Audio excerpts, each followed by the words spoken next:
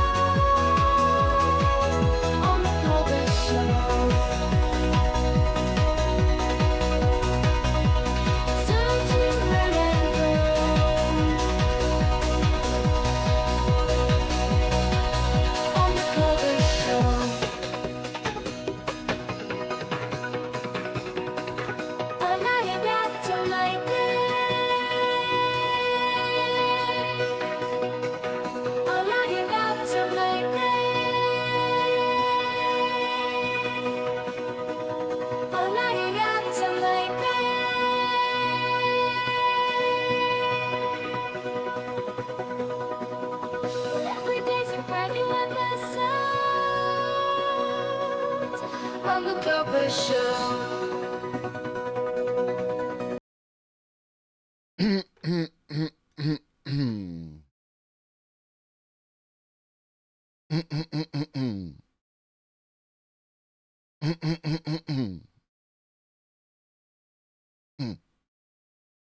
What up, Twitch? What up, Kochka? What up, Cosmic? What up, Rural? What up, Red Hobbit? What up, bots? What up, lurkers? What up, tiny people in the chatterino? It's your boy. It's your boy.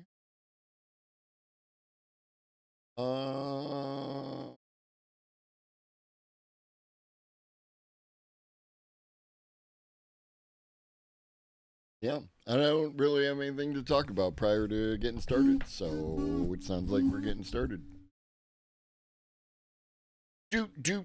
What up, Michael? What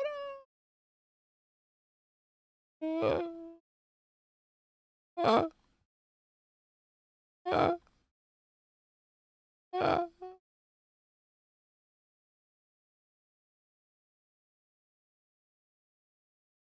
Is this art?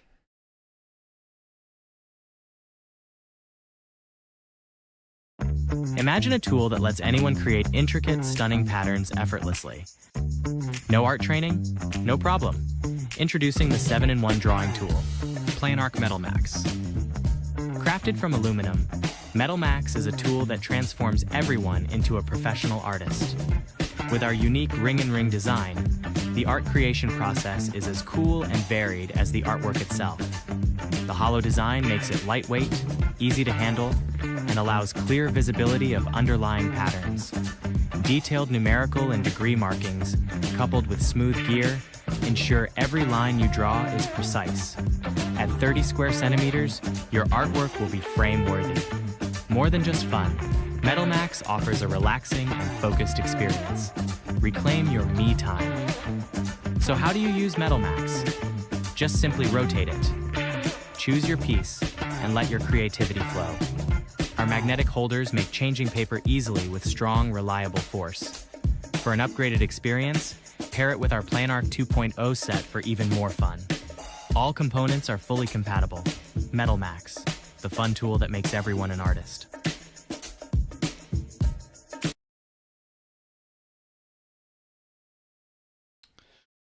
First off, having a max of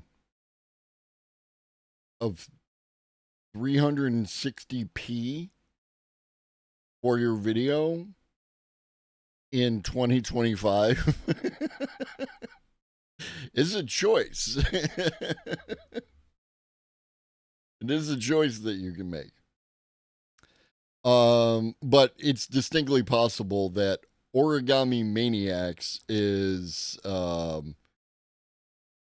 just like boosting this for their own purposes. And that's why it's 360p.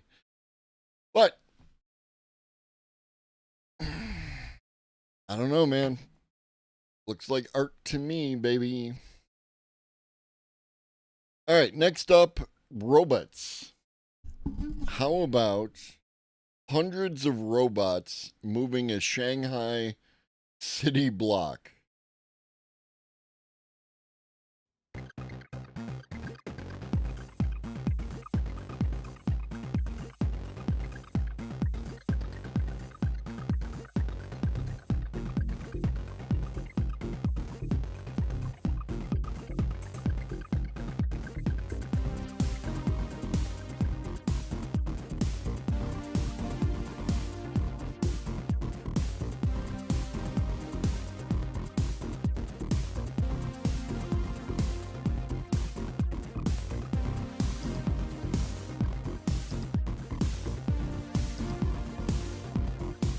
它的整体控制，它实时的监控到房屋的不正常变形，保证着这个建筑，始终这个机械设备与这个房屋之间受力可以非常均匀。这个不同区域的顶板进行内部的辗转腾挪，腾挪之后呢，可以移动出场地来，我们可以加建地下空间，像一个华容道。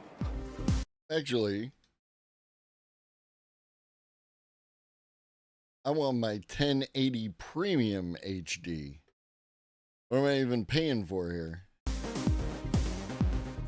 张园东区建设完成之后呢，它的地面会有美术中心，会有高端的酒店和演艺中心。那么和西区已经开业的商业功能形成一个高端的一个慢行空间的一个商业空间。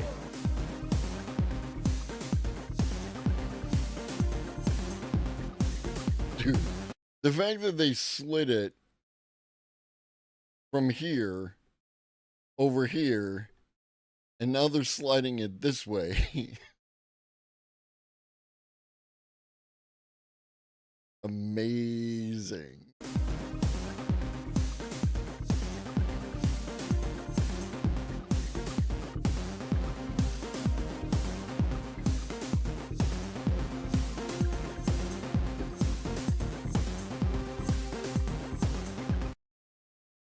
Absolutely amazing. And the more amazing shit done by people who are not Americans, Honda launched a goddamn rocket and it's reusable. Honda. The car people.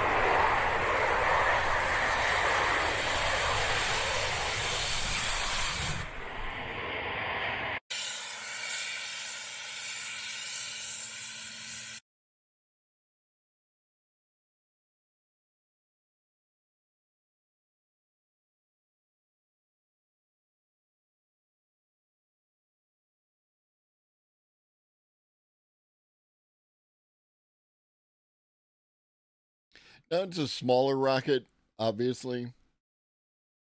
But what now, SpaceX? Right? Like, this was your claim to fame. What up, Joint Specialist? They launched a rocket. This is Honda. Honda launched a rocket and then landed it again. So it's a reusable rocket.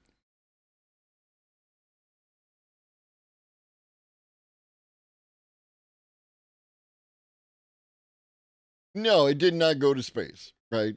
That's obviously going to be more difficult, but still. The point is, the pressure's on.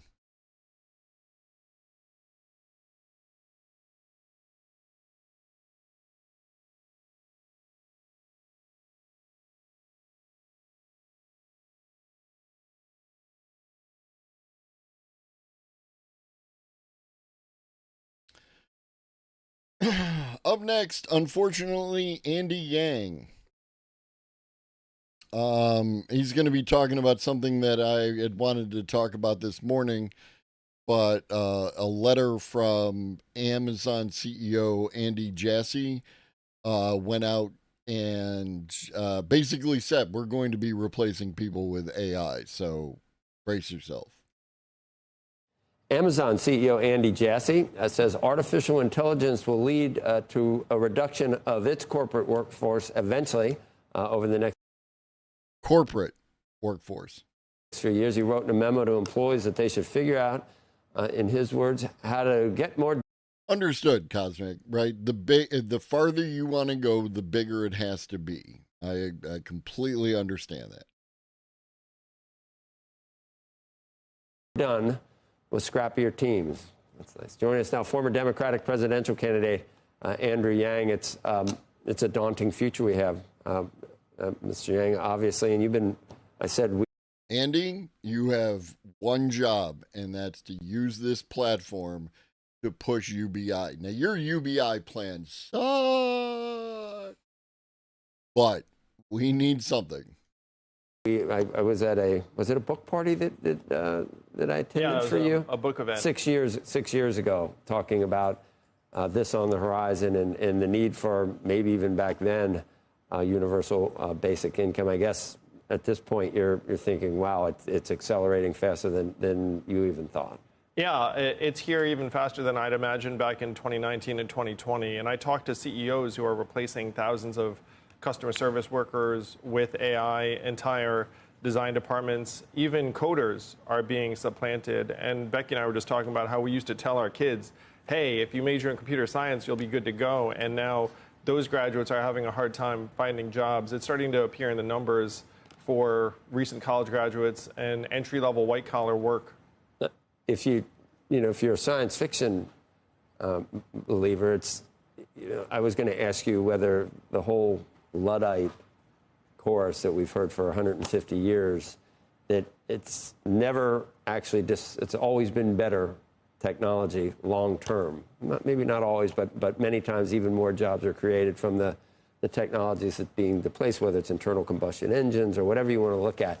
You would argue this time is different with AI, and then it's not. I mean, then if you, like I said, science fiction, not just displacing us from work, but maybe just displacing us altogether 100 years from now. Yeah, well, we have to.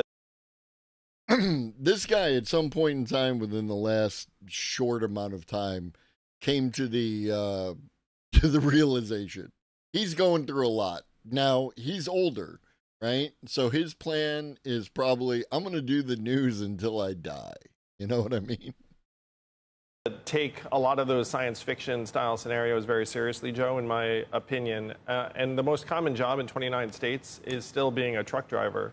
You have robot trucks just now hitting the highways. They'll be gone. Dario Amodei, the CEO of Anthropic, said, look, we're going to automate away a lot of the entry-level white-collar jobs. And he's right, because I talked to executives at these companies who are doing exactly what Andy Jassy is talking about at Amazon, looking around saying, hey, guys, instead of hiring a bunch of 22-year-olds, maybe we should have AI do that work.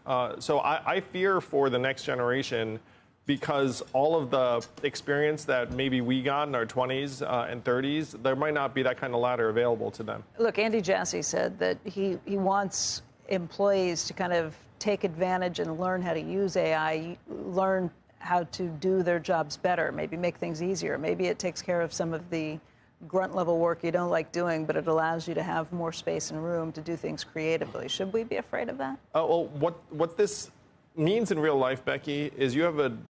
I don't... I agree completely, Michael, right? But Andrew Yang can get in front of millions of people on CNBC Plus or CNBC or whatever we're watching, and other people like myself can't, right?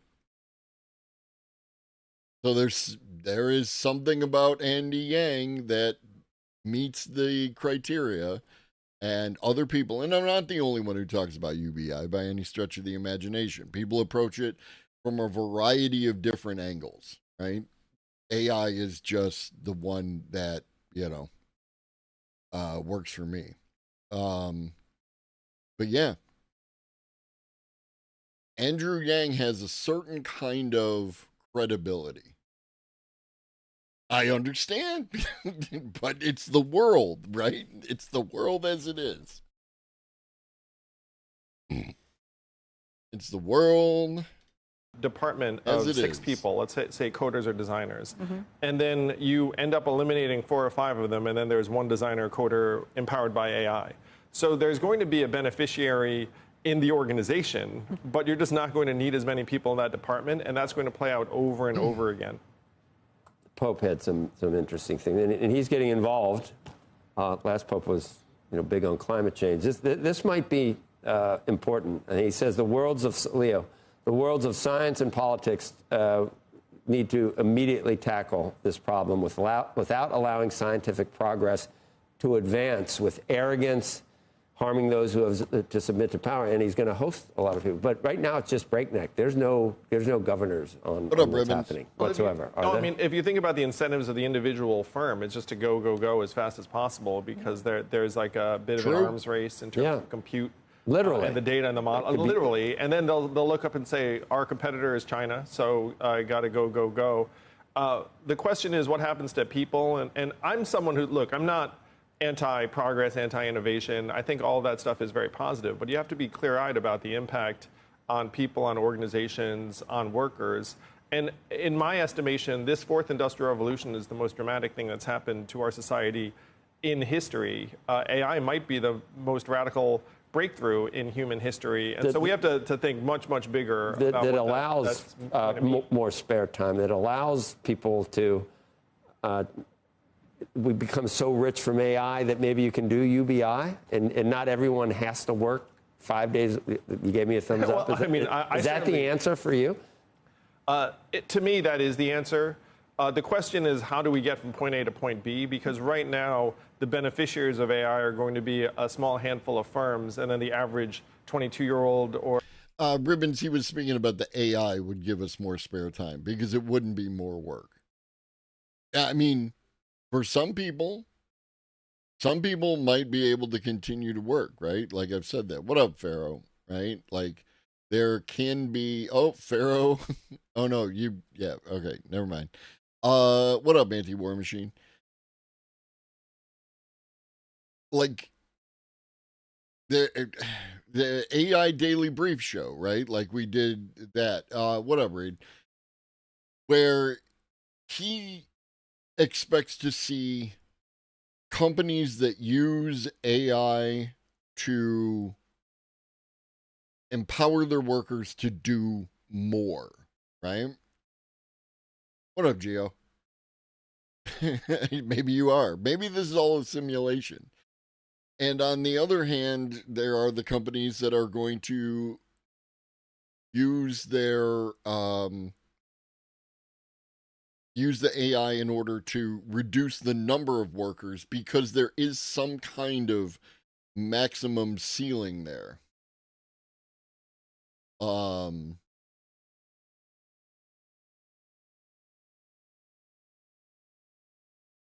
You know what I mean? I think what Cosmic was trying to get across there, Michael, was that that is another option that doesn't appeal to any of us, right? But that, people, that is one of the nightmare scenarios for a lot of people, is that what's going to happen is they're just going to kill us off. You know what I mean? And I don't want that to happen. I can imagine a scenario in which it does. Right? So, it's important to be doing whatever you can. You know what I mean? Or truck driver or whatnot is going to be just looking around saying, where did my job go? And they're not going to be experiencing that kind of value. That, to me, is what government and politics are for. That's what got me into the Democratic race in 2020. Unfortunately, right now, our political class is very, very far away from these problems. And one of our goals should be to try and bring them together, the way the Pope's describing. All right, so what do you think of I don't know if you call it a rider, but the initiative that's trying to be pushed into the budget bill, the one big beautiful bill right now that has made it through the House version? We don't know what's going to happen with the Senate entirely because of the Byrd rules and others, but it's a move to say state attorney generals, other states have no way of setting any rules or guidelines or laws around AI, that it should be only allowed at a federal level. By the way, there are backers, a lot of the big AI names that are backing and kind of lobbying for that. Oh, certainly if you're an AI company, the last thing you want is a hodgepodge. There are also AI companies like Anthropic that are against that. or at least Dario Amodei said he's against it. Hodge of state rules that you then have to navigate or run afoul of. And a lot of these fronts, including social media, by the way, what you see is you see a federal hands-off approach, and then the states at some point step up and say, you know what, I don't love this treatment of customer data. They're trying to avoid that in AI. If you're going to have that, then you would need a buttoned-up, sensible approach Like from show the us federal government. guidelines before you. Yes, say nobody else can exactly. do it. But the incentives for the corporates will be, let us do whatever we want. And then even for the individual legislators, it'll be like, oh, do I want to mess with the AI guys? Not really. So you're going to end up with a Wild West approach. What do you hear? You say that you talk to CEOs who are talking about all the people they're getting rid of, jobs that they're replacing with AI. What do you say to them? What's your approach to say, hey, this may not be great in the long term? I say come clean. I say just, and by the way, Andy Jassy making those public statements, Dario Amodei making those public statements, they're signaling to us, guys, we are going to be getting rid of a lot of workers. We're going to get leaner and meaner. So please, please, if you're in government, do something about it, because their responsibility is not society-wide. Their responsibility is just to make their organization successful. Our society is not structured that the CEOs, the companies, the corporations will act on their own recognizance. And again, let's say, right, here we'll do the hypothetical. Let's say that here's a company that is going, well, I'm sorry to hear that, Anti-War Machine. Let's say that one of the corporations decides to be like super cool, right? And they funnel a certain amount of their their profits or whatever to a UBI for their workers kind of thing, right? We're laying a bunch of people off, but we're going to continue to pay you these dividends. The way that the system is set up, it will punish that company, either from shareholders, who will be like, this CEO has lost his mind. He's not engaged in his fiduciary responsibility to the corporation and to the shareholders. Or the company will be punished by its competition, right? Because if you have two companies, one that does that and one that just eliminates workers, the one that eliminates workers is going to have a greater ROI, so it's going to be able to provide better dividends to its shareholders, and the shareholders will leave, to go invest in that other company. Our society is not set up to hold these companies to do that kind of thing unless you make them all do it. Federal regulation. Because whatever the federal regulation, at least, in theory at least, should be the baseline of what all companies have to do. And if they all have to do it, then yeah, they might lobby against it and attempt to get it removed and everything else, but at least it provides them all with that even playing field that they all can function on. It's not one company that is diverting profits to UBI its fired employees. It's all companies, at least all companies within a thing. You know what I mean? A more leveler playing field. I think the only way it could possibly work, and this is part of your problem, Cosmic. just imagine, think of 10 different ways you could do it. Spend your time doing that instead of being certain that everything is going to fail.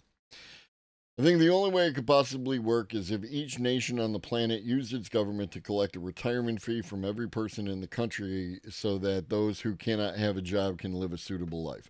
That's Social Security. We have that in this country.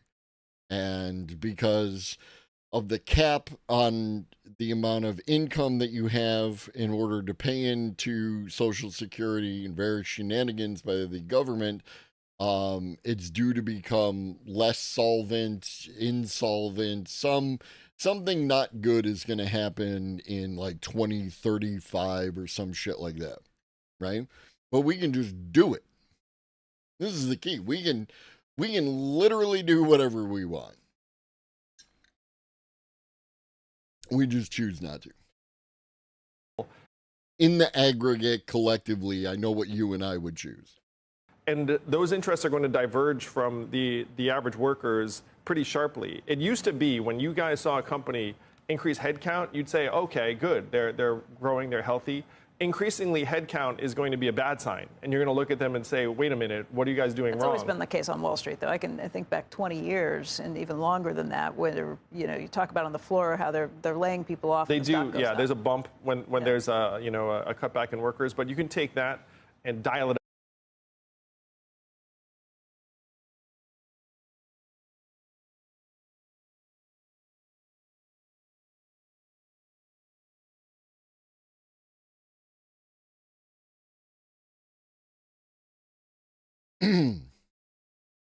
Red Hobbit, I am older than the concept of the 401k.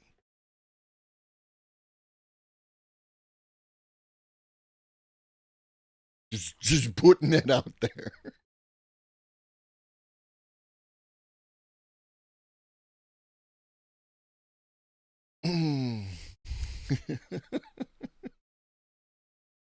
Up next, GT has chosen a side and chose not to listen to me and not to obey the decree. They did nothing of that. They chose to believe in the paper, at least talk about the paper. The internet is too contaminated to train AI. We are finally seeing the consequences of letting AI pollute. Yeah. Fucking futurism is pop science. I'm sorry, this isn't the decree. This is the other thing. Futurism is pop science. If you're using futurism as your reference, you're already fucking up. The internet, and it's kind of reminding people of pre-war steel. You may know that AI cannot train on self, it just becomes garbled nonsense. So as of right now,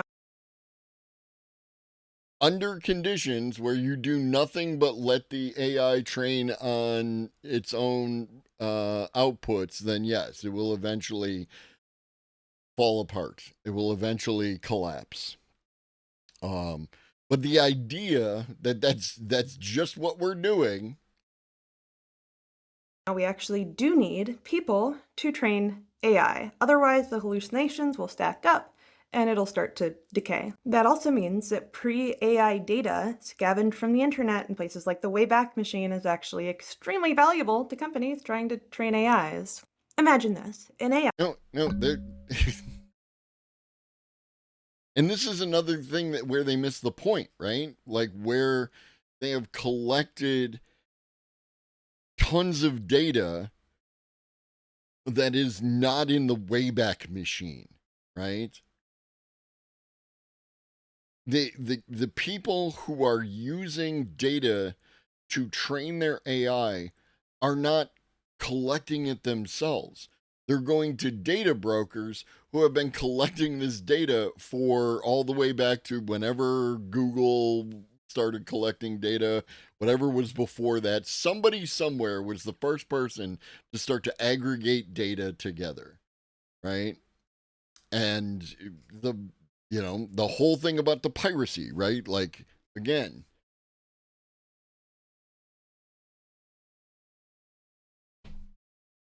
people collected data. So it's not like the Wayback Machine is the data that people are going to use. They're not going to come to me and ask for my big book of DVDs.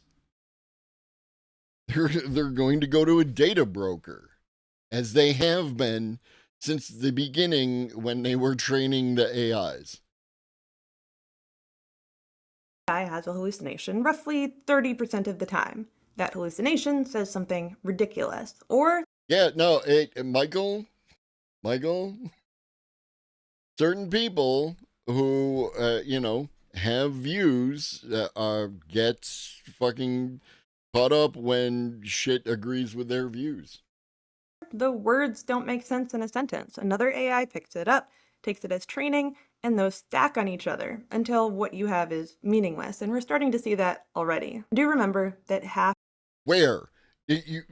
Because they did this too. We're starting to see this already. Why is the AI getting dumber, etc., etc.? I don't see it. Do you see it? Maybe you see it. Maybe you see it. Maybe, again, because I've commented on how my experience appears to be different from a lot of people when it comes to shit. Like, I don't get AI slop in my feed all the fucking time, but that's because I don't interact with AI slop, and I curate my fucking algorithm, and I actually put in the work, and etc., etc. And maybe you do that too, and you still get AI slop in your feed, and I don't. And I don't have an explanation for that. But where is this happening? Where are we seeing it? Half of all internet traffic. True, anti-war machine. But this is how we were taught. Speaking of how we were taught, unrelated. When I was young, people were very adamant about how when the internet was young, right? When you had a password to access a computer system or to an internet site or anything else like that, you didn't write it down, right? It had to be something that you could store in your brain, because you weren't supposed to write shit down because someone else could find what you wrote down and access your shit. Bring us around to 2025, where on Amazon you can buy a notebook specifically designed to write your passwords down in. And it's like, what are we doing? Is just AI, and that's becoming worse as people are not actually looking at websites or trusting AI to parse data. That's also going to affect advertising, and we haven't seen what that will do to the tech bubble yet, but it'll. I don't give a fuck if it's affecting advertising. This is not a hill to die on. I don't care. Advertising exists entirely to sell product. That's it. Be interesting. Why would advertisers pay so that an AI can scroll by and get that information? How does that relate to I understand, Michael. I understand. Pre-war steel? Well, if you're not familiar, around the 1940s all the way into the 60s, we were doing atmospheric tests of nukes. That contaminated the atmosphere for at least 30 years, and because steel needs to be forged in the open air, it meant that steel was then contaminated with radioactive isotopes. That is not a big problem if what you're making is going to be building materials. No, radioactive building materials are an entirely different topic, and we'll get there. That radiation became a problem if you're trying to make delicate machinery, things like Geiger counters, other scientific materials. If you're looking for neutrinos, you're going to need steel that's not emitting radioactivity. So they went ahead and used old battleships, retired ones. It became a little bit of an obsession, pre-war. Retired ones. I mean, somewhat retired ones, obviously, because they're on the surface. But also there apparently is an entire group who will dive down and scavenge on sunken ships. Steel. Because we had so much of this stuff, it ended up being a near infinite supply of clean steel, and many of it is still used today. Fortunately, because those isotopes. And again, this is why this is a terrible metaphor, a terrible analogy, right? Because here was a problem that we were going to have because we did this thing with the nuclear testing. But we had all this other steel that we could use, and it basically is an infinite supply of the steel. So therefore, it wasn't actually ever a problem. And therefore, how is it? So what you're telling me, because you're using this as your metaphor, is that the worries about AI model collapse due to a contaminated internet aren't really a thing, because we have enough of whatever the non-irradiated steel is to get us through, and everything will be fine. Most people are bad at metaphors. It's lasted about 30 years. We are near normal levels of radioactivity in our atmosphere and ambiently in the environment, hoping nothing else And then so in 30 years, we'll have enough new data that will, continue on training the AI. And again, nothing is a problem. Like, it's a terrible metaphor. You're killing me. Happens. And yes, there are still places that are so contaminated, you could not get building materials from there. There's also, the issue of not safely disposing of nuclear waste and the 2,500 barrels that were just dumped into the Atlantic. We don't know where they are, but those are probably still a problem. That and parts of New York are radioactive from runoff from a facility that was not properly maintained. But what about radioactive building materials? How does that happen? Now, there can still be issues with radioactive materials. Radioactive stuff exists naturally in the environment. Things like phosphate, cobalt-60 is going to be what does this have to do with the AI, right? Like, pick a topic. Naturally radioactive. There's also radon gas and radium out there in the world. So if you ended up building stuff that was radioactive to begin with, it may not be healthy to work in that building. And that has happened. People have gotten cancers just from where they were working. And that also happens with radon gas.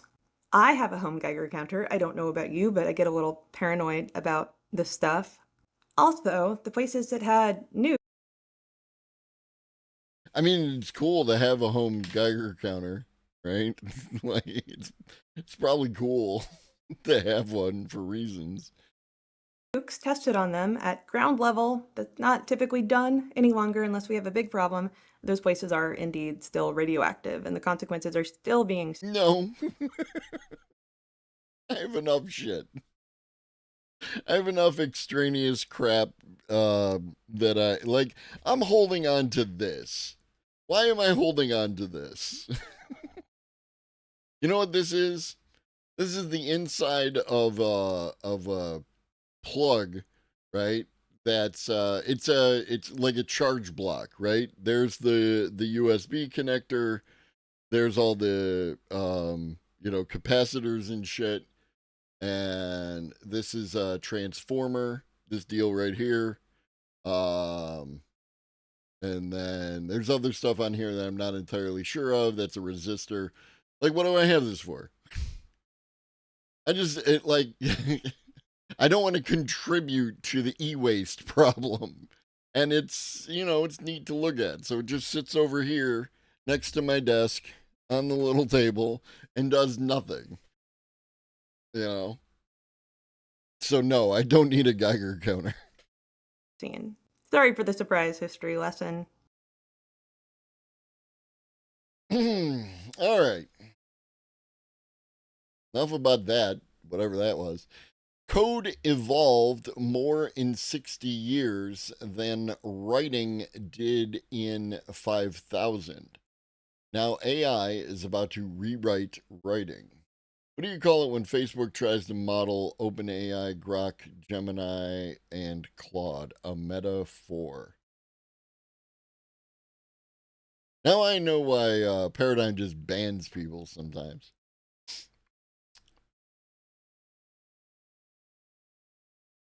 Was fucking joint specialist this morning, and it's you now. It's like, is the counter to existential dread fucking dad jokes? Is that what we're doing? Code has gone through more. God damn, Nate, turn your fucking shit up, dude.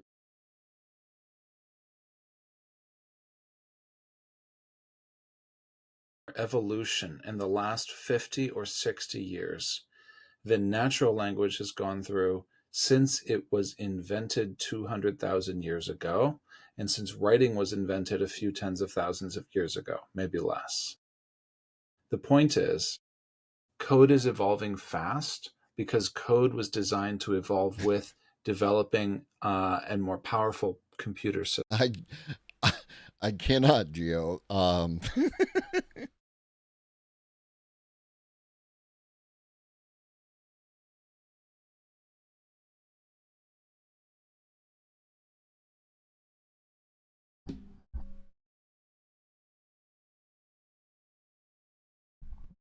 You see that right down there?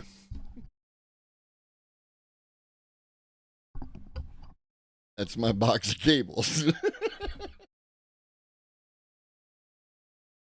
Systems and natural language has only been bolted onto computers. It's not really a compute native technology. I want you to think about it. Code started out as you compose it, you stick it in, you hope it runs. We are so far past that, and we have seen step change improvements as we have leveraged better code practices with more complex compute. So now we have DevOps as a discipline. That wasn't a thing when I was coming up. It was only a thing after the 2010s. We have like the idea of having a testing. Just every so often, right? Every so often, somebody asks for, oh shit, like I lost the cable or I broke the cable or I don't have a thing to do this thing. And, and woe is me, what am I going to do? And it's like, to the box of cables. Environment, the idea of having a staging environment, the idea of having CI/CD pipeline. Like, those,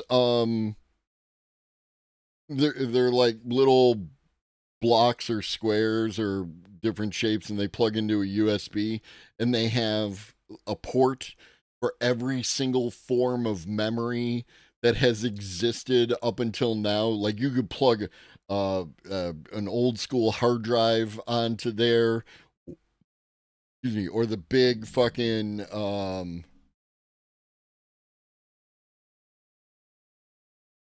the big memory cards that used to go in cameras, any of that shit, right? Like, 'cause that's my data, right? I collected it, and now it has value. The idea of GitHub, these are all innovations that combine the power of compute with code, and they're possible because code was designed first and foremost to be a language that worked well with computers. That's why we have it. It's a simplified language. It worked well with traditional computers. Fast forward, now it's... I would just like to say, Gio, that the first part of that word is rational. 2022, machines understand natural language. They understand the language we have been speaking for hundreds of thousands of years. They understand the language we have been writing. We, for the first time, have machines that can master the semantic, technical complexity of language. Language is much more complex, natural language, much more complex than computer code. It can express a much wider range of meaning. The complexity it can handle is much greater. Great literature in particular is extremely dense, highly complex, etc. Machines can speak and understand that. Machines have been trained on that. And yes, I'm the first person to say machines are not yet writing great literature. I'm not trying to make that claim here. The point is this. Our tools for writing on computers have been bolted on for decades. They've been bolted on, and we've just been tapping and writing out really the same fundamental technology that we've had since the beginning. And I know that one of the hot new things in 2025 is voice. But guess what? It can't be that hot. It's actually going back to before we invented writing, to when we were an oral culture. It's just voice again, only now we have computers in the mix. It's not actually a new innovation. It's just going back to the way our brains were originally wired. And it's often easier to engage that part of the brain because writing is a learned technology and human brains haven't evolved to make it truly native yet. So far, so good. But you know what is going to happen that is truly compute aligned, that is a compute native innovation on writing? We are going to have AI native tooling for writing. I don't mean you have a chat bar and then suddenly everything appears. I'm going to give you a little hint of it, and I think we can infer a lot about how white-collar work is going to go based on this, by the way. Because if you think about it, how much of our work right now is document creation? If you're not coding, which as we've seen is compute native, it's seen the fastest development before AI. Frankly, given Cursor, given Windsurf and others, I would argue it's seen the fastest development since AI. The rest of us, we're making documents. And you know what? I know there are enterprises that have document pipelines that use AI. I'm aware of them. I've advised on a few of them. But those are all, almost without exception, tightly complexity constrained because they have to be given the scale. Whereas traditional knowledge work is actually very complexity expansive. It's closer to the range of natural language. You have to do a lot of different things with documents. It's part of what makes white collar work actually quite difficult to understand and automate. It's really complicated. And what I'm saying here is not like a direct path to automation. What up, Danny boy? If he did, I missed it. But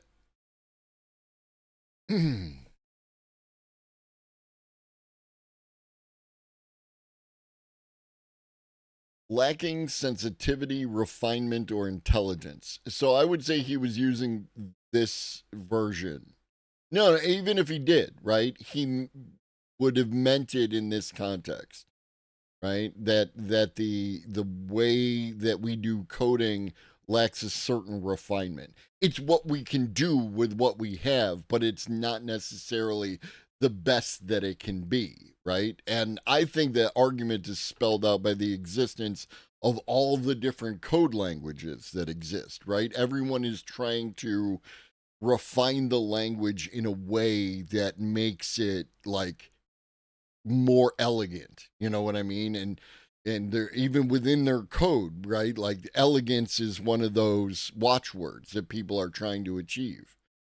So I would say in that specific definition, right? Lacking refinement, that crass is a totally acceptable word to.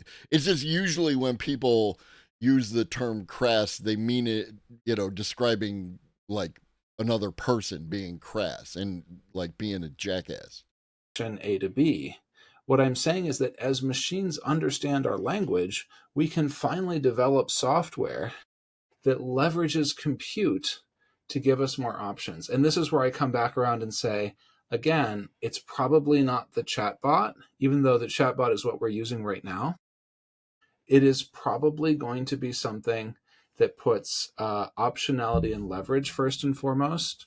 So, for example, look at the way you can get multiple variants easily with AI. There's no reason that has to be a point and a click or a type away. It can be native and obvious. There are a few. I understand that, Danny boy, and it's like whatever neurodivergent thing is tied directly to the behavior that I just exhibited, that's what I have. Tools that already are playing with this idea, where you just have multiple variants of everything you write. Another one, why don't we have the concept of like I always assume that people are actually looking for knowledge, which is why I hate small talk. Right? I am not right? How crass. I am not good at small talk, right? Because if you ask me how I'm doing,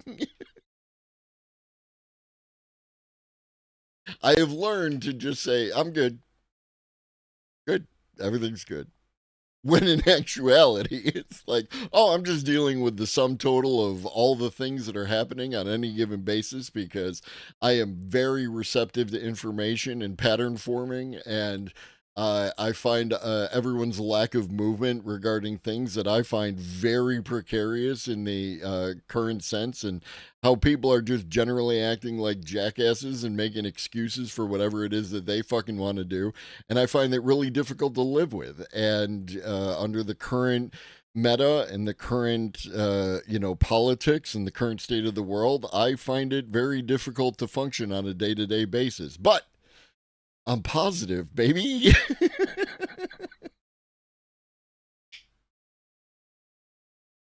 Production code for writing documents. I know we have draft and I know we have final, but we don't really think of our software for documents as being something that we could evolve with AI so that we have like the right model for drafting, we have the right verification step and staging for checking our facts and claims. And we treat it like code in the sense that we check it for clarity, we check it for coherence, and then we finally deploy it to production. Is that too technical a way of thinking about it? I don't think so, because I think you can take that same principle and then at the end, if you want to dress it up and make it a fancy report, that just becomes a separate step at the presentation layer. The core of the context, the core of the text is still there.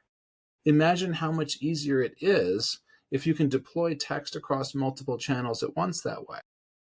It's like being able to deploy code to multiple boxes. You would be able to say, okay, so we're going to tweak this core message. We're going to send it in a multivariant stream, right? We're going to have cohort 1 be the executive team, cohort 2 be the marketers, cohort 3 be customer success. And you're sending the same update, but you're tuning it to what they need to hear and focus on. That's all stuff that was not possible before because AI did not give us the chance to understand natural language until the popularization of large language models. We had AI before then, but true large language models were the breakthrough we needed to grasp the depth and complexity of text. And that enables us, for the very first time, to have compute platforms that actually evolve the way we think and write and take us beyond what we've been doing for tens of thousands of years. I'm very excited about it. I can't tell you how exactly it's going to look, but I will say I am already seeing professional AI workers do this manually. For example, I am going to be moving my document flow from ChatGPT to drafting with O3 because I think O3 is a good conceptual thinker. Maybe sometimes if it's a hard problem, I'll go to O3 Pro and then move from there. You immediately triggered that fucking thing where I wanted to talk about the reason that the Butlerian Jihad exists is just a plot device rather than actually having any meaning when it came to the overall thing, because he didn't want to deal with that and he wanted to explore different aspects of human development. But, yeah, I don't disagree, Daddy. Into Opus 4 to understand and structure the problem a little bit. You see how I'm thinking about it, moving from the dev environment. Now I'm starting to move it into almost a pull request merge scenario where I have to think about the structure of what I'm writing and whether it is congruent with other things that I've written and other things I'm focused on. Then moving it to what I would call testing, where you're going to Perplexity with that document and you're testing whether the claims are true. And then moving for polishing to Sonnet 4, also a Claude. And this is why I think that there's going to be in the short term, even though aspects of the software engineer type job are going to be automated and a bunch of people are going to lose their jobs, why learning the techniques that exist within the software development space can be useful going forward, right? Like even if it's just for your own use, right? The fact that if you can think about the process of software development across that space, you can you can think in a different way, right? You can think of how it transforms as it goes from one space to another. What up, Ponzi? Wearing a beanie that thick inside in June. Can't trust this man. Maybe he's got his air conditioning turned way up. I never feel the target audience for Nate's vids. He's so chill about all of this. I'm not a knowledge worker or a consultant. I don't feel like I can just lock in and tool up at the pace things are going. There's challenges, right? There are challenges. He also recently said something like, stop complaining and just get prepared. Yeah, because again, are we the target audience for Nate's vids? Probably not, right? A lot of us fall into the category that we have just enough information to be dangerous, right? Like Right. No, and that's absolutely fair, Maiko. The reason that we watch Nate's vid is that he is plugged in, and I like to get a variety of perspectives on the way things are going, which is why sometimes we're looking at people who work with AI and work in spaces being transformed by AI. And like we'll have Philip with AI Explained, who will go deep on the paper in order to like try and help us understand what's happening and everything else. But then we'll watch some other vids that are much more like, you know, for laymen or just fun or what have you, right? Because you do, I think, have to have a balance. And you're not wrong. Like the thing I said just a few minutes ago, like, how am I doing? Right? Like the world is fucking, it's wild. It's wild. Right? Everything is everything everywhere all at once. I'm fine TM indeed. Model, because Sonnet 4 is an exceptional writer and it's able to polish that text a little bit more. I would call that, you know, staging. And this is really why, like, I am, I try to be, right? And generally, I think I have no patience for bad faith people, right? Like, I just don't. But why I am sympathetic and empathetic to people who are like, oh, well, AI can't do that, right? Like it just can't, or that's not real AI, or whatever form of denial you're grappling with, right? Like it's almost like it's a rational response to just deny what it is that you're seeing, because the alternative is engaging with it. And if you have to engage with it, do you see all the other bullshit I'm engaging with right now?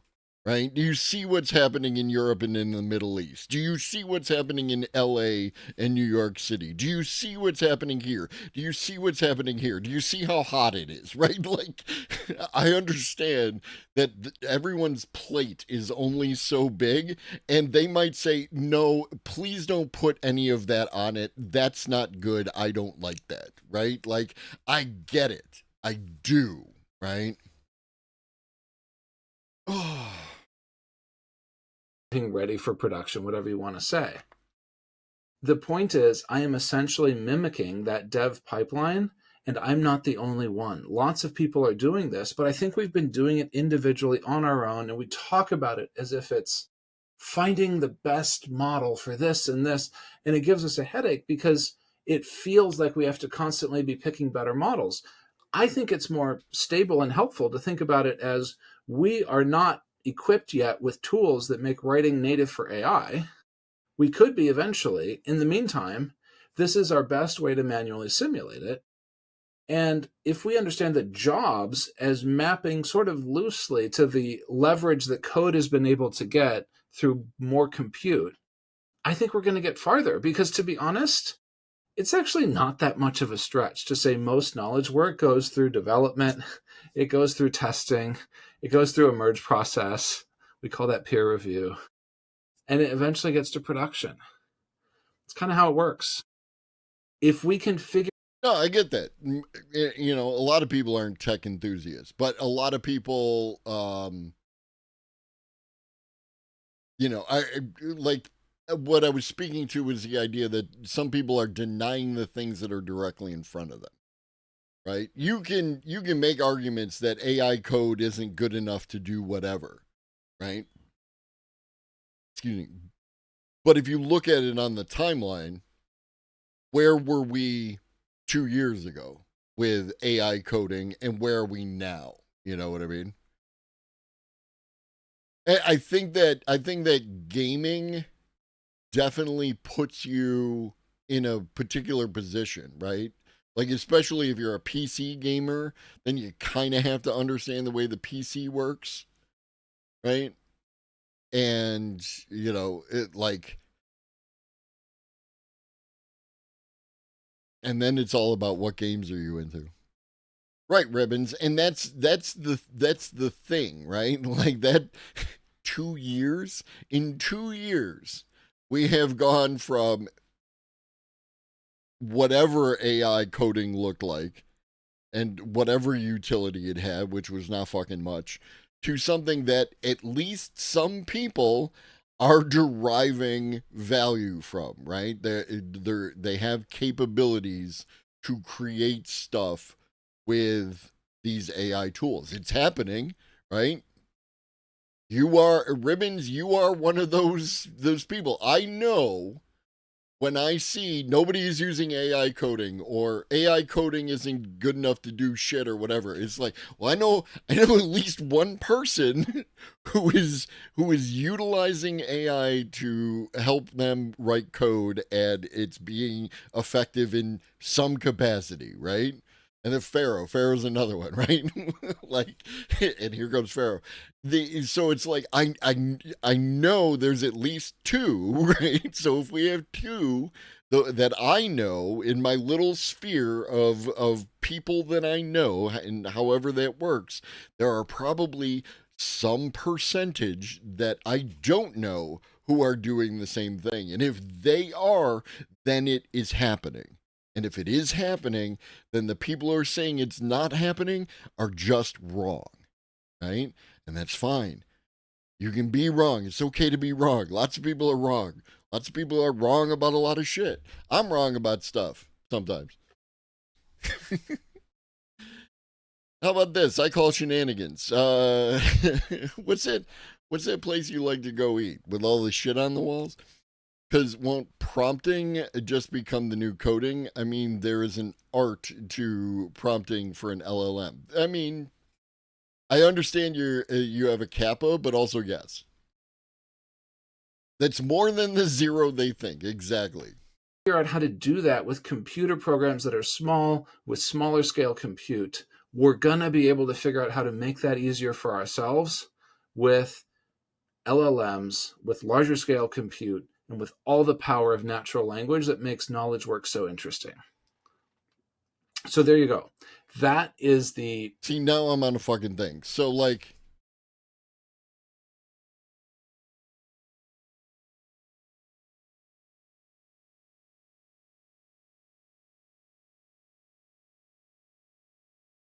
So in 1995, we had the Sony PlayStation, the original PlayStation. What up, CMS?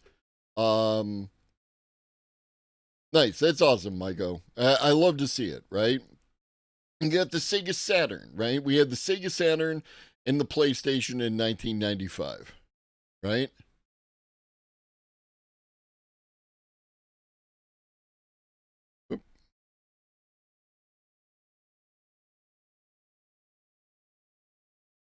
In 1985, we were running the NES. So if you look at the quality of gaming that you got from the NES, right, and the quality of not only the graphics, but all the things that it could do, and then you look at the PlayStation, right, and that was 10 years, right?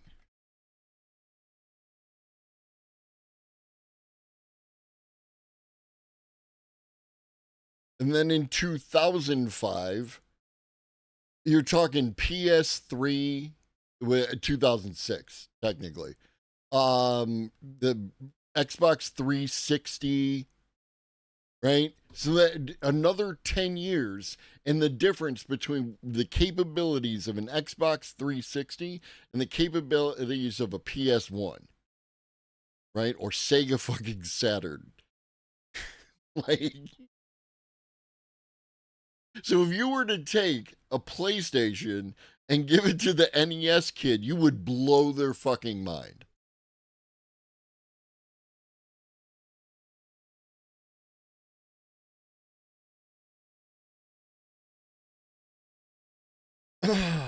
Up next, new Theoretically Media.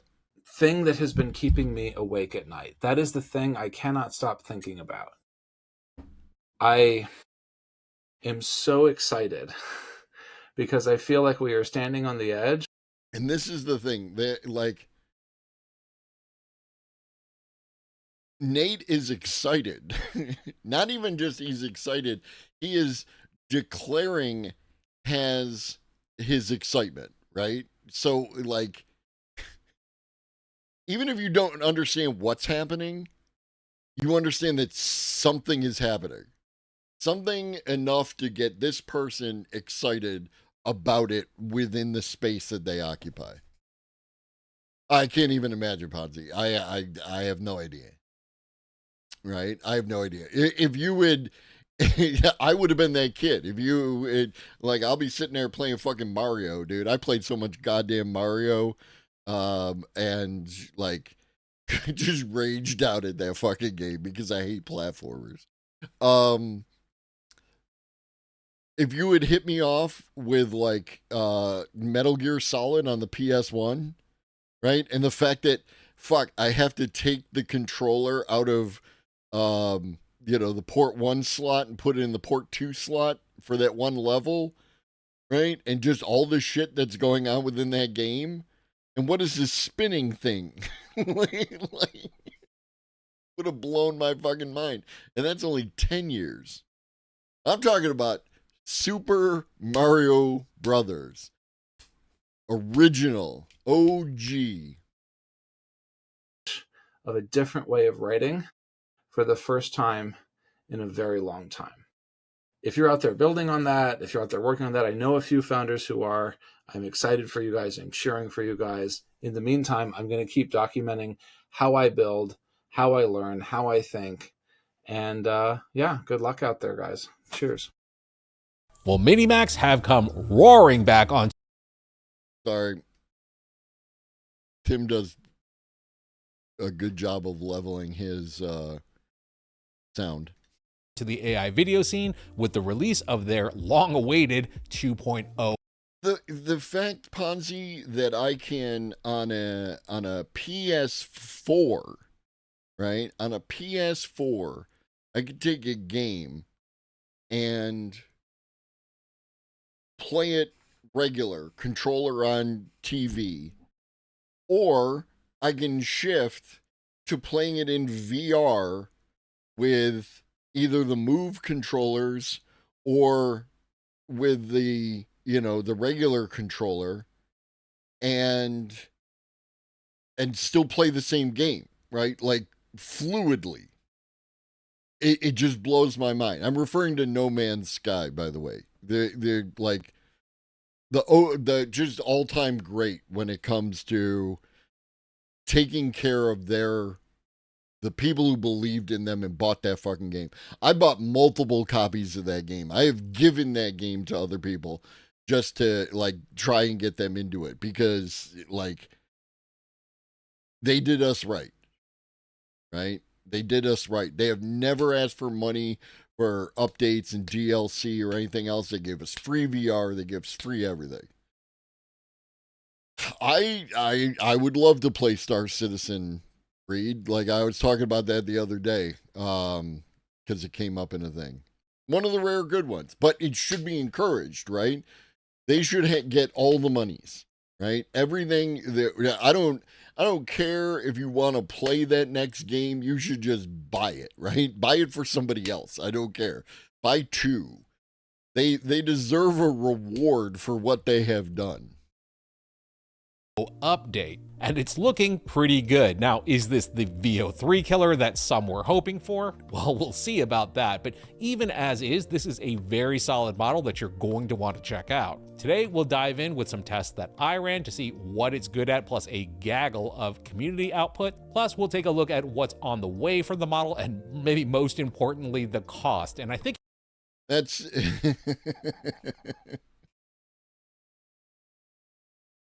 Yes. There's a game called Victoria 3. Victoria 3,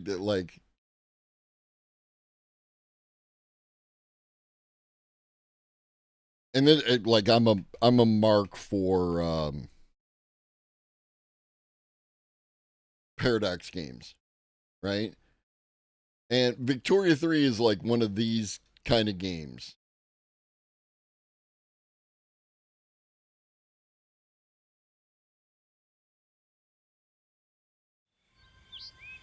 We thought we knew the world we were. Show me the games. And destruction. Here in the streets, we dream of tomorrow. As in hell, they do you in power. Okay, so it's got some city builder aspects to it, but like it's really a country builder, right?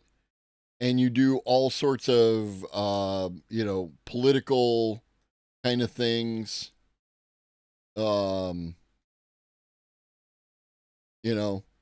like you can be any country in the world. You can be any country. Yeah, communism is OP in the game. Or it's exactly P, and people are mad about that too. And you go through like a series of years. I don't even know what the years are, but I have the United States in this game, and it's early 1800s kind of United States, right? Like, so it's not the whole of the thing. There's a lot of, like Indian territories and that kind of stuff who are under like the control of the United States, but aren't part of the United States. And so like right now, when I play it, if one of those Indian territories rises up, I let them go, right? I surrender. Just cause I want to see what the world would look like if the United States was like given the land back, right? And I'm trying to do some kind of socialism. I think that the Civil War is going to break. Slavery ended that shit. Or I'm in the process of it. It's going to lead to a civil war, I'm certain, about 30, 40 years early. But and Daniel Webster is president, the Webster Dictionary guy. Fuck it, right? Like, I'm doing it. I'm going to see what the fuck happens and what the world is going to look like under those conditions. So yeah, I do like a little socialism in my games. Everyone knows nations that have a healthy amount of central planning have great, robust economies.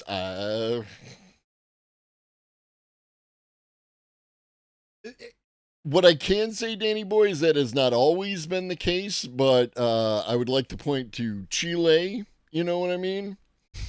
Right. That's fair. But Chile is, in their cyber sin, that thing that, we lost.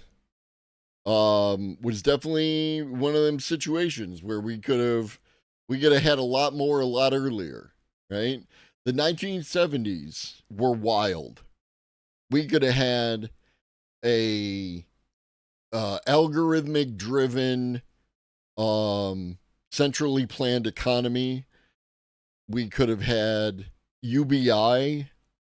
We could have had electric cars, solar on the solar panels everywhere. Like, that's what they stole from us. That's what happened in like what we were on the verge of in the 1970s. The technology was primitive, etc., but it was there. It was right in front of us. And instead, you're going to be happy this time around. So it has been a minute, Minimax. From what I can tell, the last major update to the Hailu Minimax platform, at least on the video side, was way back in November of last year with the release of the Director mode. Now, that is not to say that Minimax has been sleeping. In that interim time, we've gotten an updated audio model, and most recently this week, they've been celebrating a 5 days of Hailu Minimax, releasing the Minimax M1 LLM with a 1 million token input and 80K token output, all open source. But obviously through that time, a lot of us have been wondering, what's going on with the video model? Well, late last week, a mysterious new AI video generator, codenamed Kangaroo, popped onto the AI video leaderboards. It did not take very long for the hive mind to figure out that this was the Minimax 2.0 model, and luckily, we did not have very long to wait for it to drop. Off the bat, this new model is generating at 768 for either 6 seconds or 10 seconds,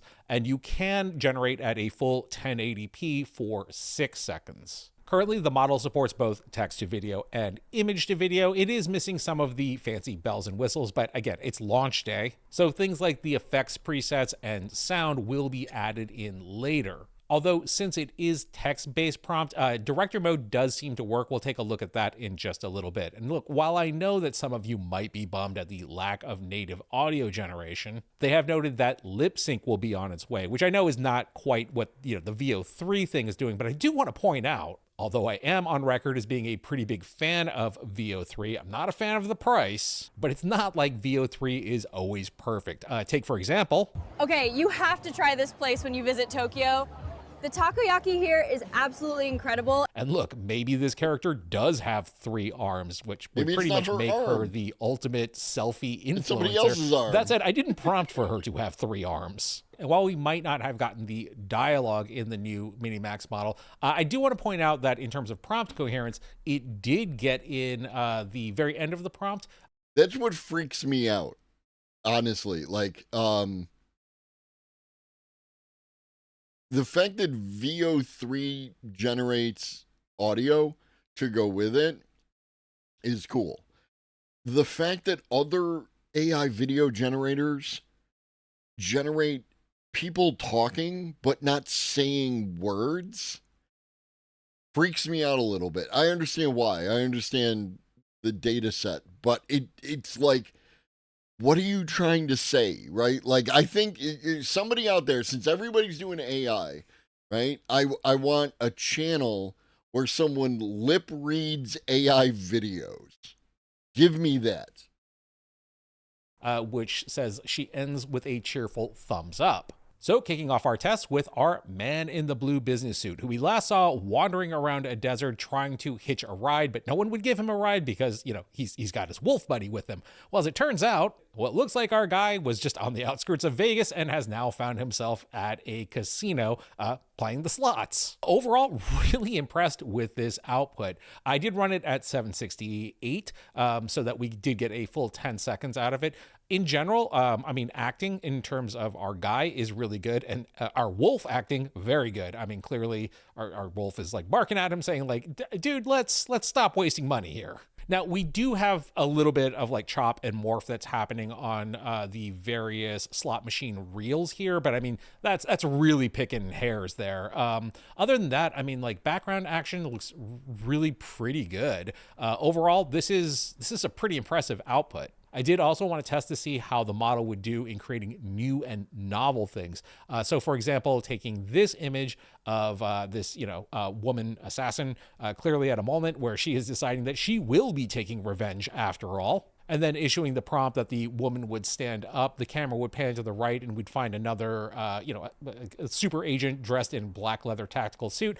We ended up with this, which, I mean, that looks pretty good. Our guy there definitely looks very consistent in terms of style to, the overall scene. Yeah, this looks really great. On a subsequent roll with the same prompt, we get a very similar result. It's really pretty impressive considering that our guy here, I mean, stylistically is totally consistent with everything else in that initial opening shot. Another interesting test of the model creating something it does not have a reference for.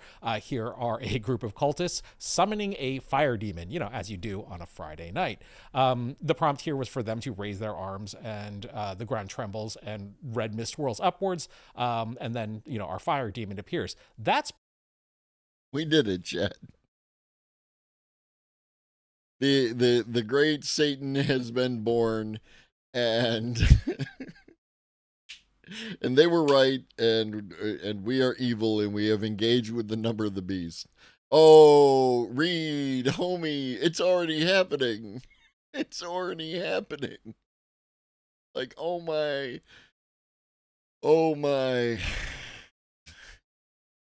things I've seen, dude. Pretty solid. We'll talk a bit more about. I don't hit y'all with all the videos I watched, like the Vosh video. Like I just had to go through it just because it was there, and your man's is still a moron.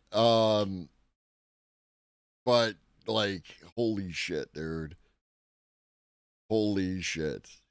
I do have one in the queue from somebody that I fucking dislike. I thought he disappeared, and unfortunately he did not. It's just funny. It's funny watching people align themselves on a point of view who on other points of view they would not. I know, Danny, it just infiltrated my brain as I was talking about Satan. Great, Satan, as opposed to great, Satan. Camera movement in just a minute, but one thing I did want to point out in regards to these 10-second shots is, and I have noticed this across the board, this is a pretty simple, just kind of like dolly in shot. You'll notice, yeah, right there, at around like the 4.5, 5 second mark, we kind of get that blur in there. I have speculated that there's some sort of handoff happening that can go janky when you get into these longer extended clips. That said, one subsequent re-roll of the exact same prompt gave us this, in which, you know, that blur does not happen. In fact, this is actually a really good output. So yeah, I don't think it's going to happen very often, but just to note, that is a possibility. Now, in terms of text to video versus image to video, I do think that the text to video here is very good. For example, here is a 10-second text to video Bond inspired shootout sequence. There's a lot to like in here. There's, you know, really dynamic character movement, really dynamic camera movement. Yes, it does go a bit overboard with like the sparkiness and the squibs, but, you know, text to video gonna text to video. The exact same prompt utilizing this as an input image yields us this, which admittedly is still a bit much. I mean, our Bond guy has pretty much a fully automatic handgun there. But there's still a lot that you can mine out of this particular output. In terms of the new model versus the old model, this was an image that we used when director mode first came out. The idea here was the woman stands up and walks away. This was a very popular generation for some reason. The old model would definitely give us a lot of like weird and morphy physics. And I think our winning output with the old model was actually this generation, in which our woman stands up and walks from one bar to the next bar. I'm not judging, just let's make sure that she gets an Uber home. The new version definitely does a lot better with this prompt. She does indeed stand up, turn around, and walk away. It does an interesting thing. I ran this in the 10-second mode, so around that 5 or 6 second, it starts kind of like pulling everything into soft focus, so it's actually a smart move there. But overall, yeah, really great output. And to note, yes, you can utilize director mode in here, essentially because it is, a text-to-video command. So I actually this. So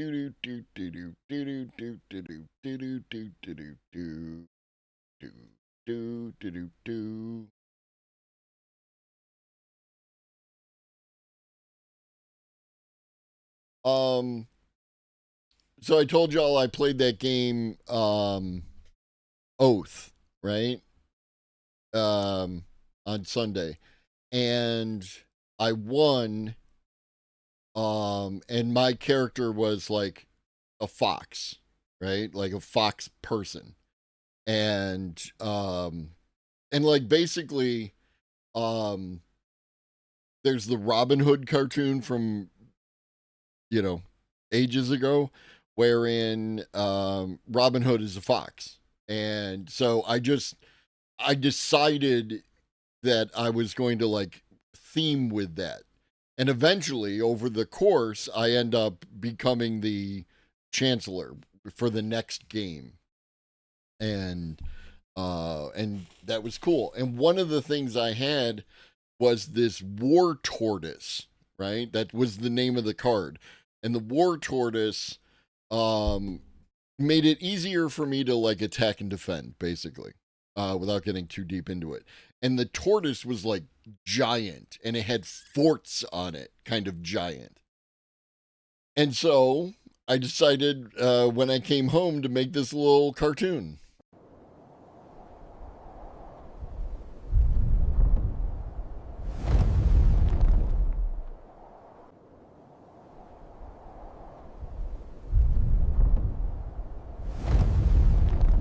And I thought that was fun. and you have a number of different camera presets that you can control here. In this case, we put a truck, a pan, and a tracking shot into this image. We ended up with this surreal shot, which is really pretty cool. We do indeed get our, our truck in, our tracking, and our pan. Yeah, this is a really great shot. Testing coherency and just kind of overall imagination. This was a shot that I ran the first time around in director mode. So this is the old model with just the simple prompt of pan left. And at the time, we ended up with this, which I thought was pretty good. We do indeed pan left, and we showcase more of the scene. The new model, however, provides us with this, in which there is definitely a lot more dynamic movement happening with those ships moving around. We still get our pan left. We don't get that giant sci-fi city over there, but again, nothing was prompted. Just overall, I mean, obviously, the new model has made some significant improvements. Fight scenes, always a fun test. Here we have a kung fu fight sequence. Still not quite there, but there's a lot actually to like about this as well. I gotta say, yeah, it does have some problems, but for the most part, there's a lot to like in here. There's an overall softness that does occur. There's a little bit of morph that you see right there with the guy in white, but overall, in terms of choreography and camera movement, I mean, and well, speed, I mean, I think it looks really great, especially ending on this last shot here. I mean, that's great. The text to video output of that same prompt yields us this, which, yeah, again, it does have some of its same problems, but, overall, I think that what I'm most impressed with here is kind of where the camera chooses to end on that close-up, which is showing a bit of dramatic flair and a little bit of storytelling. I'll say one shot that I've always kind of been playing around with in the background is the opening to Orson Welles' Touch of Evil. It's like one of the most famous oneers ever committed to cinema. So, yeah, so taking this and seeing if we can recreate it. In the old model, I ended up with a shot like this, which, I mean, obviously does not quite work. But impressively, the new model does give us our handheld kind of like tracking in and our pedestal up. Now, I mean, is it an exact recreation? Of course it's not. But the opening shot of Touch of Evil is one of the most complex oneers like in the history of cinema. So I'm always kind of curious to see how far along we are in terms of AI video. And this is the closest we've gotten. A couple of grab bag examples before we move over to community outputs. Here is a kaiju fighting a robot in a city because kaiju fighting a robot. Here's a stylistic camera city exploration shot. This was just nothing more than panning around just to see if the model would hold the same style for this scene. And yeah, indeed, it does a pretty solid job here. And another stylistic hold. Back that up.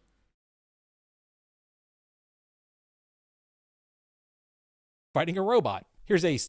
Okay, so here's a lamp, right? And here is like this archway, and here's a little thing. So those are this side of the screen, which is it's going to pan out of that, right? And then pan back to it. Doesn't maintain that consistency. That's the only thing that we're looking for here. Stylistic camera city exploration shot. This was just nothing more than panning around just to see if the model would hold the... And it did. This stayed. This lamp is the same. This little ledge thingy is the same, right? That's huge, right? The ability for something to go out of the shot and then come back into the shot is one of the places where AI video has really like been deficient, right? It's maintaining the consistency of something that's out of frame. And in this example, at least, it did it. It did it perfectly.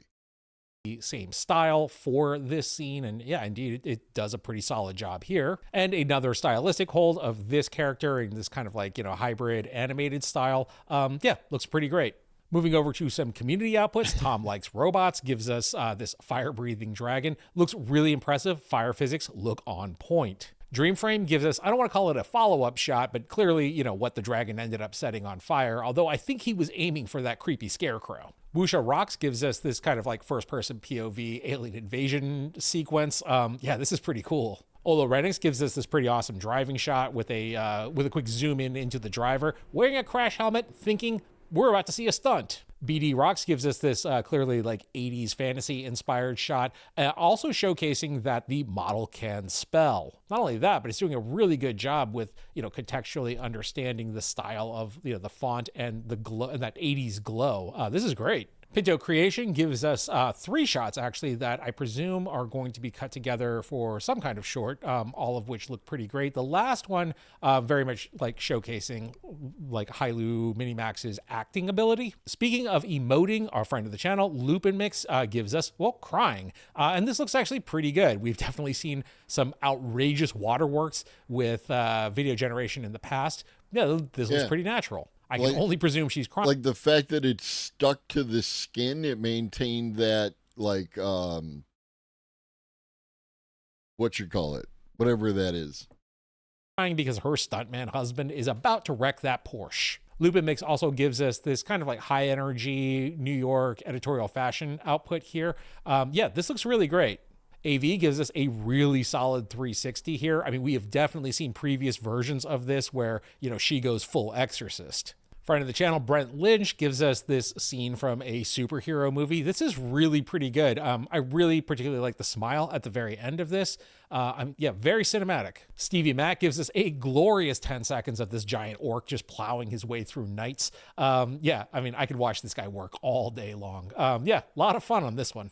So overall, you know, for day one, this is looking pretty good. It is really nice to have Minimax back. Now, in terms of cost, and again, at launch day, it does look like we are running a sale here for, it looks like 33% off on the monthly, 40% off quarterly, and 47% off yearly.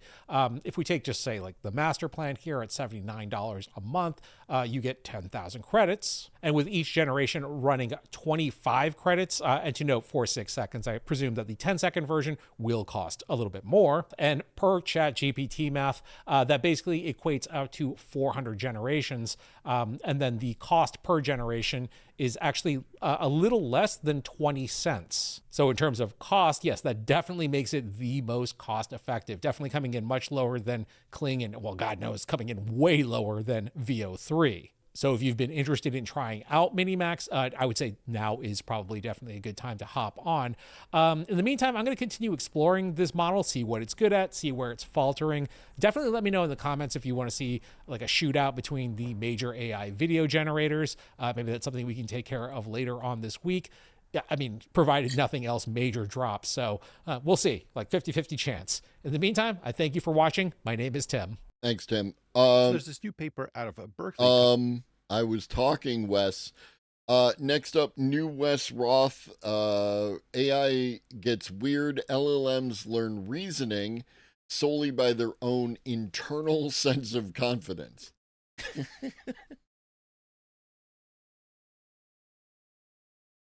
But AI isn't like people, though.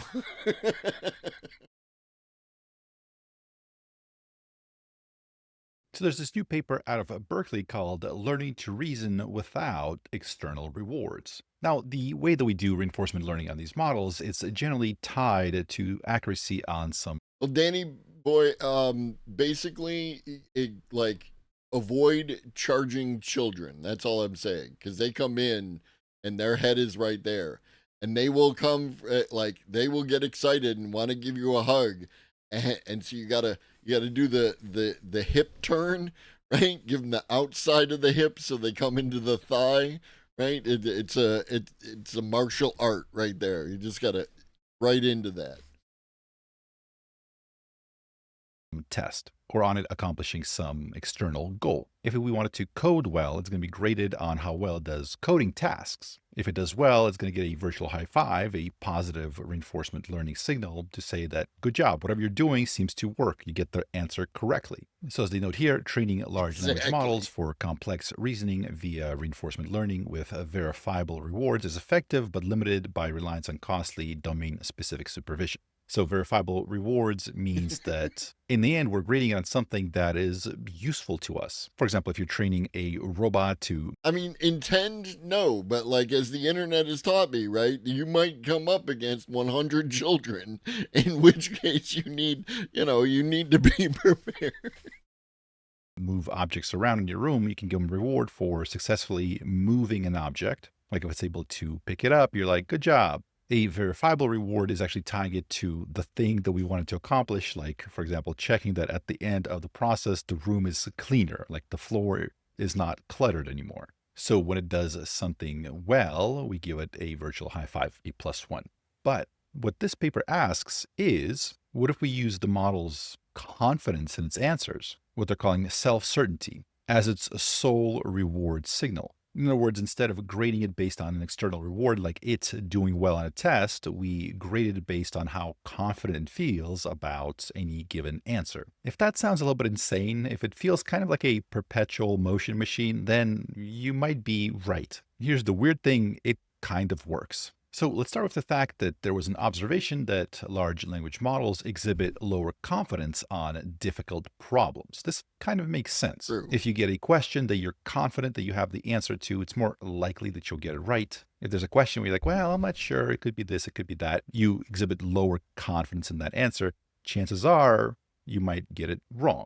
That tends to hold true in general, right? And if you're studying for example, a math test, you're probably using the test score that you got on that test as sort of the reward, signaling that you must be doing something right. If you get a lower grade, you must be doing something wrong. Using our own confidence in how well we're going to do on that test, it seems like it's not going to work. Not as a sort of a reward signal to see what we're doing right or what we're doing wrong. But what they note here is that optimizing for confidence should improve reasoning capabilities. It's the idea that the more confident you are before taking a test, likely the better you're going to do on a test. Now here they explain exactly what they mean by confidence. They say the average KL, a divergence between the model's output distribution and a uniform distribution. That's their confidence measure. What does that mean? Well, you might have heard of some models doing kind of their self-verification, where they answer some one question 100 times. And even though they might throw out different answers, we've noticed that using the most common answer leads to higher accuracy. If you're in a foreign city and you ask somebody in the street for directions, and whatever the first person tells you, you follow those directions, that might lead you astray. If you were in that same street, you asked 800 different people for directions to some specific place, and you noticed that 80% of them gave you the same directions, and the other 20% gave you some other random directions. You can pretty safely say, okay, it sounds like 80% of the people, they're agreeing that this is the correct. So yeah, that's an example of a way that you can, restrict or eliminate hallucinations.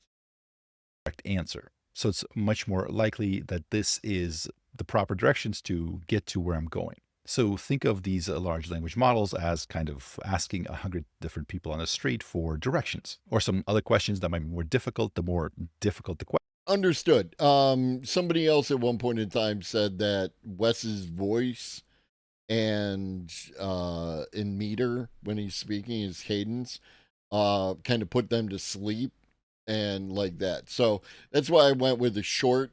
We haven't really watched a whole lot of Wes lately. But interesting, Wes has done videos with Tim from Theoretically Media talking where basically an audience crossover to get his audience up to speed with what's going on in the video realm where he doesn't really concentrate. And then he did another conversation with someone else who escapes me at the moment, but like it's nice to see, right? It's the same thing that we kind of do here, where we'll have a conversation and kind of cross-pollinate communities and see if, people will want to do that. They're doing the same thing. Excuse me. And, it helps in the idea of reliability, right? Like we're going to talk to this person who seems to know what they're talking about. We're not going to talk to, some random dipshit who's like just looking to boost themselves in the algorithm. Question is, the more different answers you're going to get, and the more simple questions will mostly get the same answers, right? You ask people what's 2 + 2, most people are going to say 4.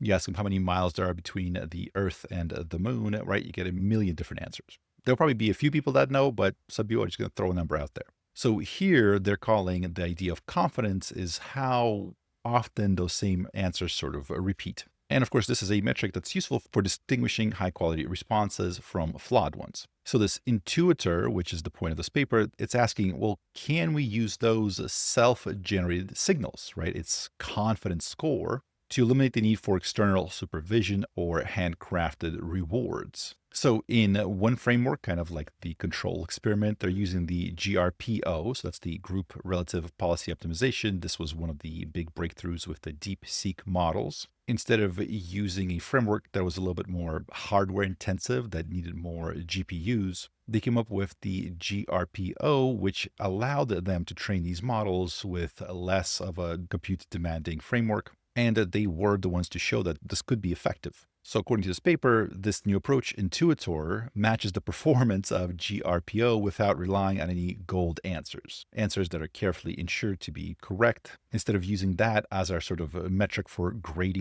And to tie this into the thing that, we talked about earlier is like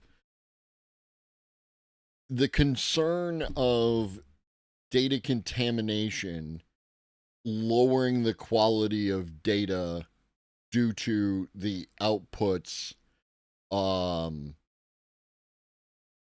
the AIs, right? Like, it seems like to me, right, that you might be able to use something like this to sift that data, right? To curate that data and generate, the good quality data that you're going to want.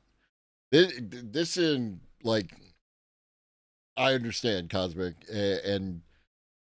but this is amazing to me, right? This is just one of those things. And again, I keep looking at the citations within the paper, right? Like, this is a thing that I do when I'm looking at papers.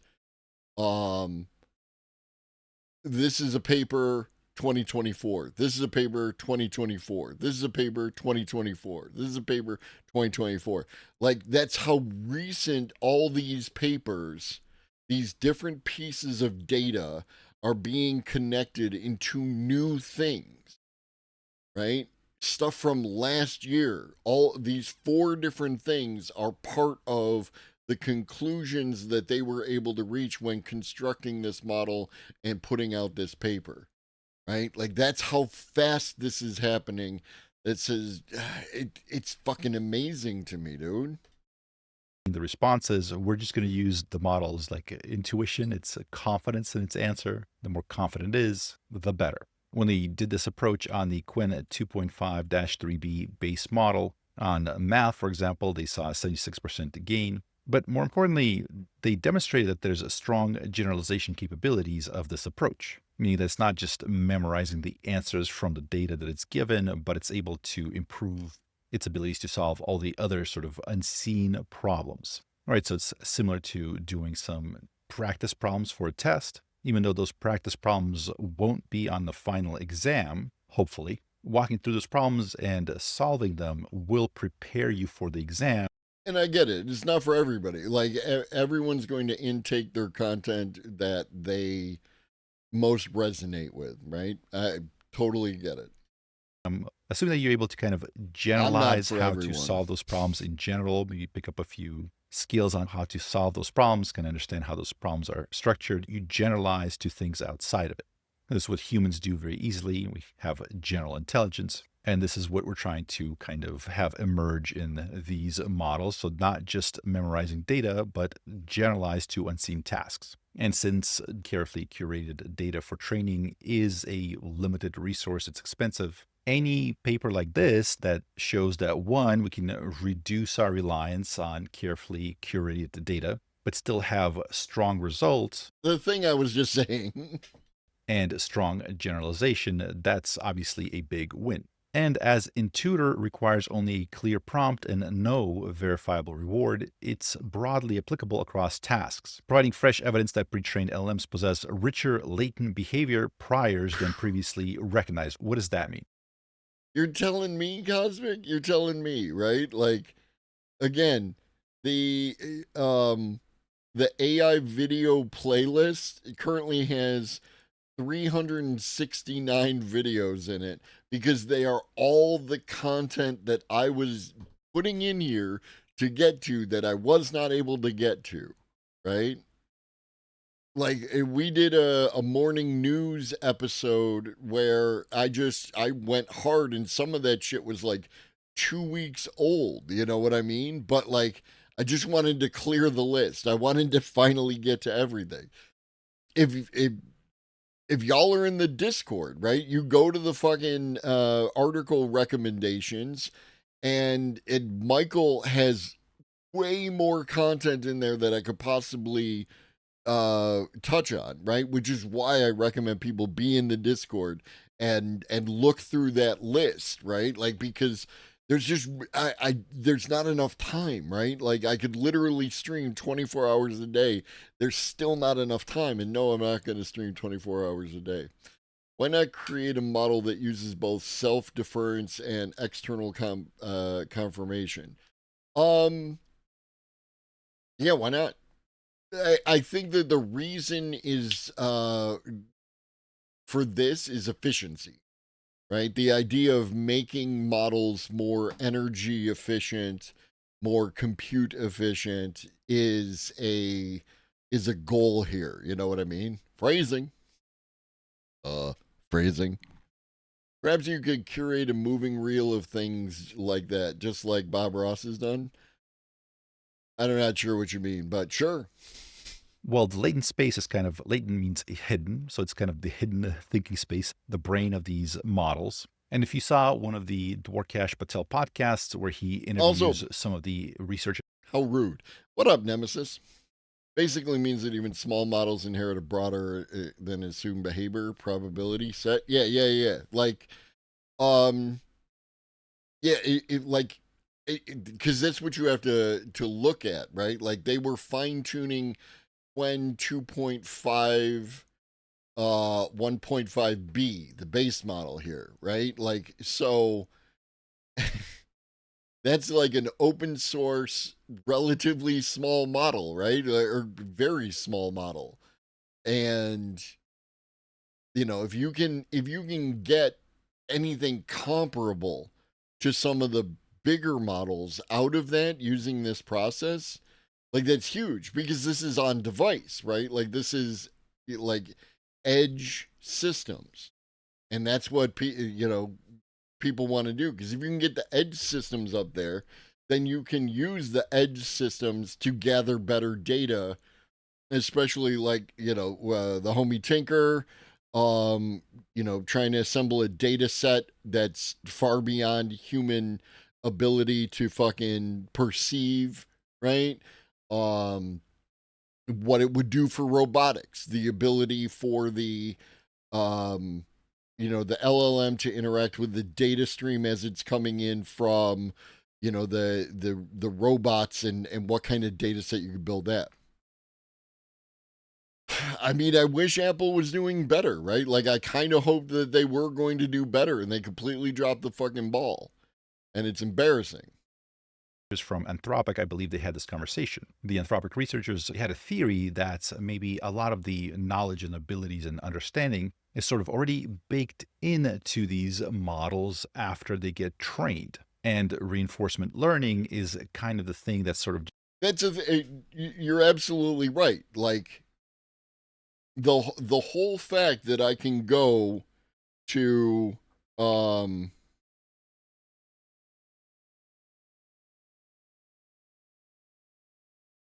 I've never done this.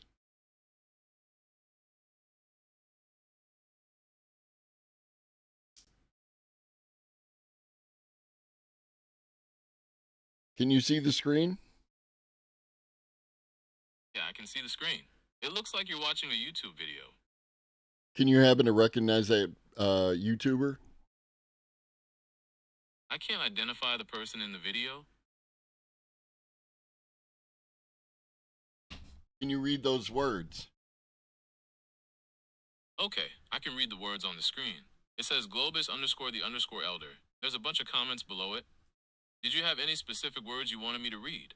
No, I'm good. Thank you. So, like, just the fact that I can do that kind of stuff, you know what I mean? And, like, there's some use case for that, right? That, like, I can go and I can live interact with the outside world and gain additional information on something that I'm curious about, right?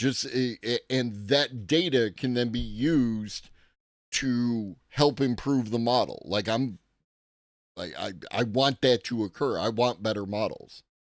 So, like, fuck, I love it. just draws it out. Or maybe a different way of thinking of it is to kind of prune the stuff that's unneeded. So reinforcement learning might not be adding some brand new ability. It might be simply extracting something that already exists. Yeah, just for some reason, they're bad at trying to do AI. It doesn't make any sense to me why they're bad at this when other people are not bad at this, right? Because they should be able to just buy someone, you know what I mean? From that latent space, right? From that trained model, how it is, we're just able to draw out the needed abilities. And so this paper, when it says these pre-trained LLMs might possess richer latent behavior priors than previously recognized, that seems to kind of support that theory. That when they come out of pre-training, they already have a lot of stuff that's already there. We just need to figure out how to sort of extract it or magnify it in some way. But reinforcement learning doesn't. Absolutely, Danny boy. Like, some people are going to do some stuff, right? And I would like the people who are doing that stuff to do that stuff in the healthiest way possible, right? And I definitely don't want them to interact with any substances that they may not want to interact with. And if they had the ability to do that with plugging it into their phone and connecting to the thing, it's like, absolutely, right? Like, absolutely. Necessarily give its brand new abilities, it just sharpens existing ones. So in conclusion, this paper... And again, if more mundane, the idea that you could take your phone and...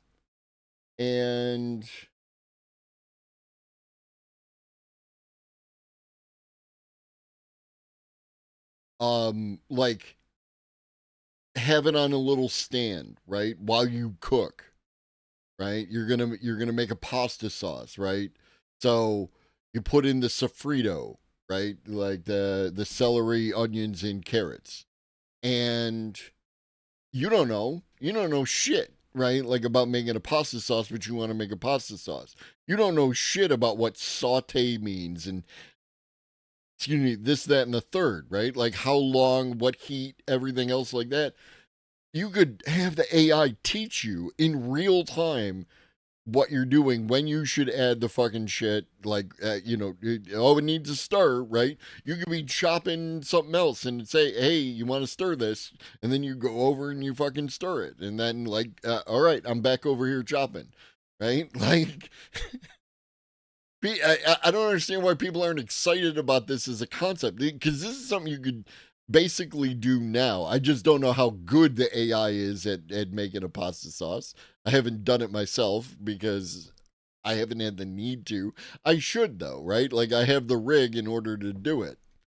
This framework, the Intuitor, as they're calling it RLIF, right? So you have RL HF, reinforcement learning of human feedback. That's when we click the thumbs up, thumbs down button, etc. We have RLVR, verifiable rewards, right? That's when we have a very well thought out, very well designed outcome that is valuable that we're training towards. But again, the data is expensive. It's hard to have enough of it. There are certain areas where we might not have an abundance of that data to do reinforcement learning for these models. So here with RLIF, internal feedback, right, we use this model's intrinsic self-certainty as its sole reward signal, eliminating the need for external supervision like in human reinforcement or gold standard. Are you talking about the Google Studio or a different studio? I think, like, Google Studio, their AI studio is...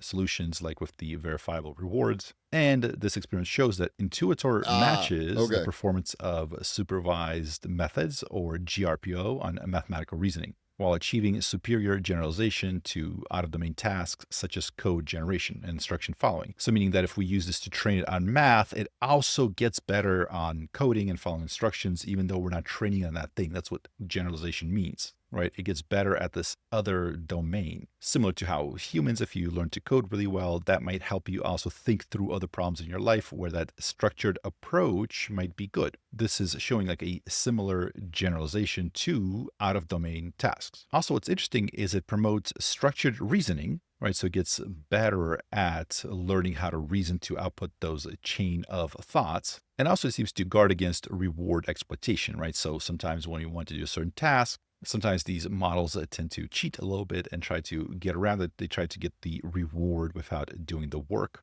So if you have a piece of code and you want to write some test for it, a unit test that checks to make sure it's working, ideally you write a test that kind of covers all the different situations and tests all the different ways that this thing can fail. But sometimes the models are like, can I write a test that will always pass? And they try to do that if they think that they're not going to get downgraded for it. This seems to be a way to guard against that. And this study signals a meaningful step towards AI systems that can improve through introspection, which is weird to say, isn't it? And unlock rich latent capabilities. So again, once they're trained, that sort of the AI is going to have more introspection than some people. Trained brain, the latent space has, it seems like, a lot more capabilities than we were aware of. And these ways help unlock them, help them be put into use. Looking forward, this paradigm opens the door to AI agents capable of autonomous skill acquisition in novel domains and scalable self-improvement, even as they approach or surpass the limit of human oversight. And this is a big deal, right? Because the problem with needing data that it's like well labeled is the fact that you need humans that are smart and careful and can do this tedious work of making sure everything's labeled, double checking that it's correct, right? And like, this is one of the complaints that people in Kenya are getting paid $2 an hour and having to look at horrid shit. Well, let's have the AI do it, and then there's not a problem, right? Moving forward, I think AI companies should focus more on client-side AI software. Like, I understand that access to an AI server farm is required, but there should be more low-level LLMs that can be shielded from the broader net. I'm not sure what you mean by low-level LLMs that can be shielded from the broader net. Are you familiar with Hugging Face as far as the other part, right? Like, like you have access to a tremendous amount of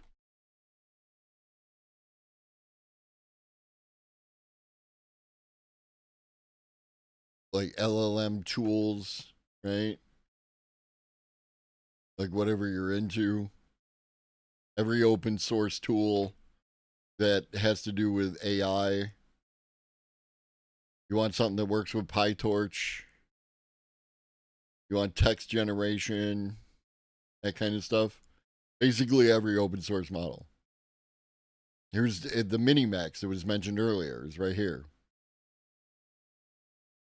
Oh, this is the Minimax, not the Minimax image generator, it's the Minimax LLM.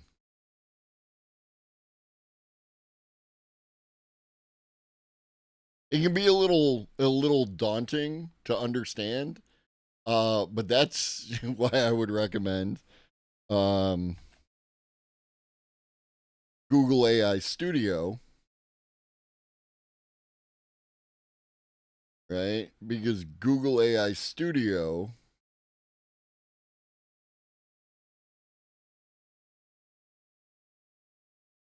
has Stream, and then you can share your screen with it.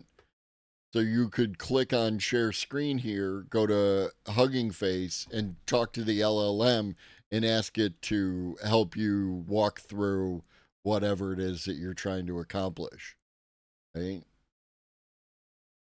So like, and I mean, allegedly there's 1.8 million models on Hugging Face. Now, not all of those models are going to be, have any utility for any particular person, right? There's going to be a lot of stuff in here that might be like out, but here's LM Studio, right? Like, this is the thing that Nemesis was just talking about.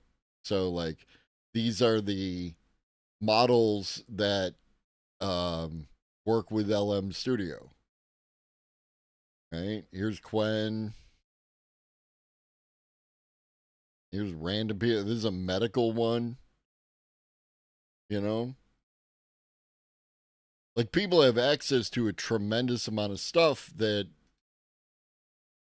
like, it's not hidden behind a paywall. You know what I mean? And This is part of the pushback I have when people say, "Oh, it's just about the AI companies making money," right? And to an extent, that exists because we live in capitalism. But there's a tremendous amount of free stuff, right? This Google AI Studio is free. You get to use a bunch of like. Now I'm signed in, so I get access to all my stuff. But there's a bunch of free stuff that you get to access through Google's AI Studio, right? Like these are open source models right here. Yeah, it's a bit slower, but fuck it, right? Like it's free. And it should be fire and forget anyways, right? Unless you're working directly with it, like doing the streaming your screen thing, you should be like telling the bot to do something while you work on whatever the hell else you were trying to work on. You know what I mean?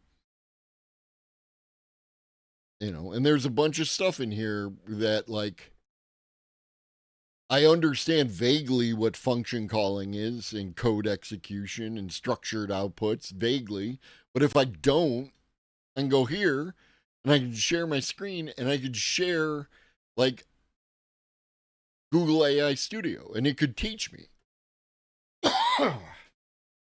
Excuse me.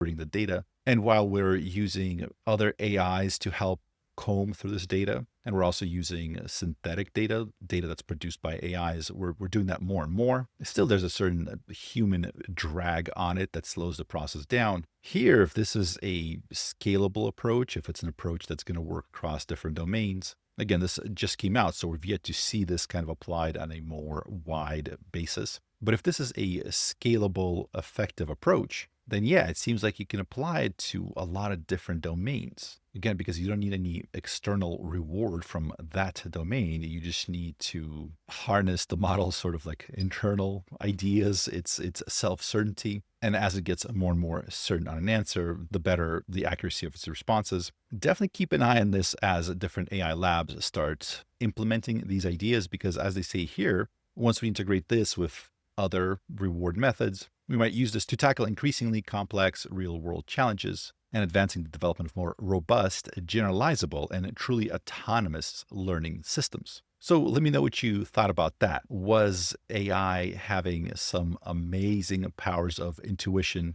Was that on your bingo card? If you made it this far, thank you so much for watching. I'll see you next time.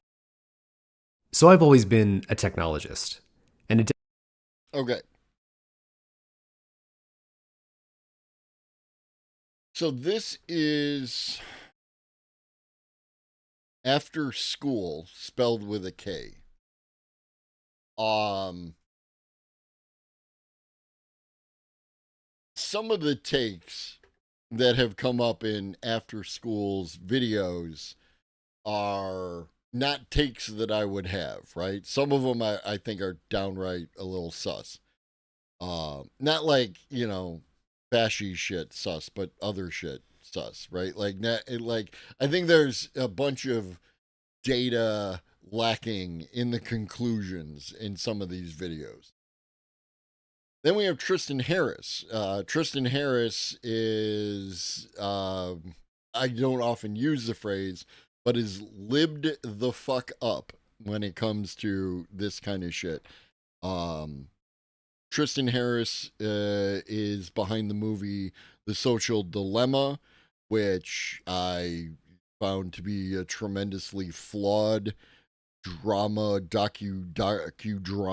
fucking event. I watched it. I will never watch it again. I will never recommend to anyone else that they should watch it, right? But I am interested in this particular video. Speaking of challenges, just saw a random Reddit post where 5 LLMs were asked to give a number between 1 and 50 and all said 27.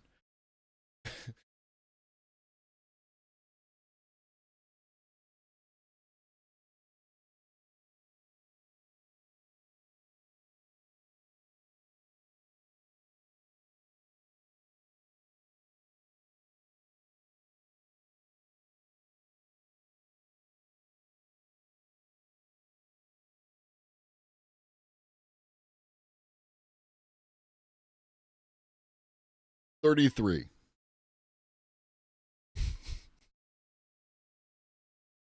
I never trust anything I see on Reddit.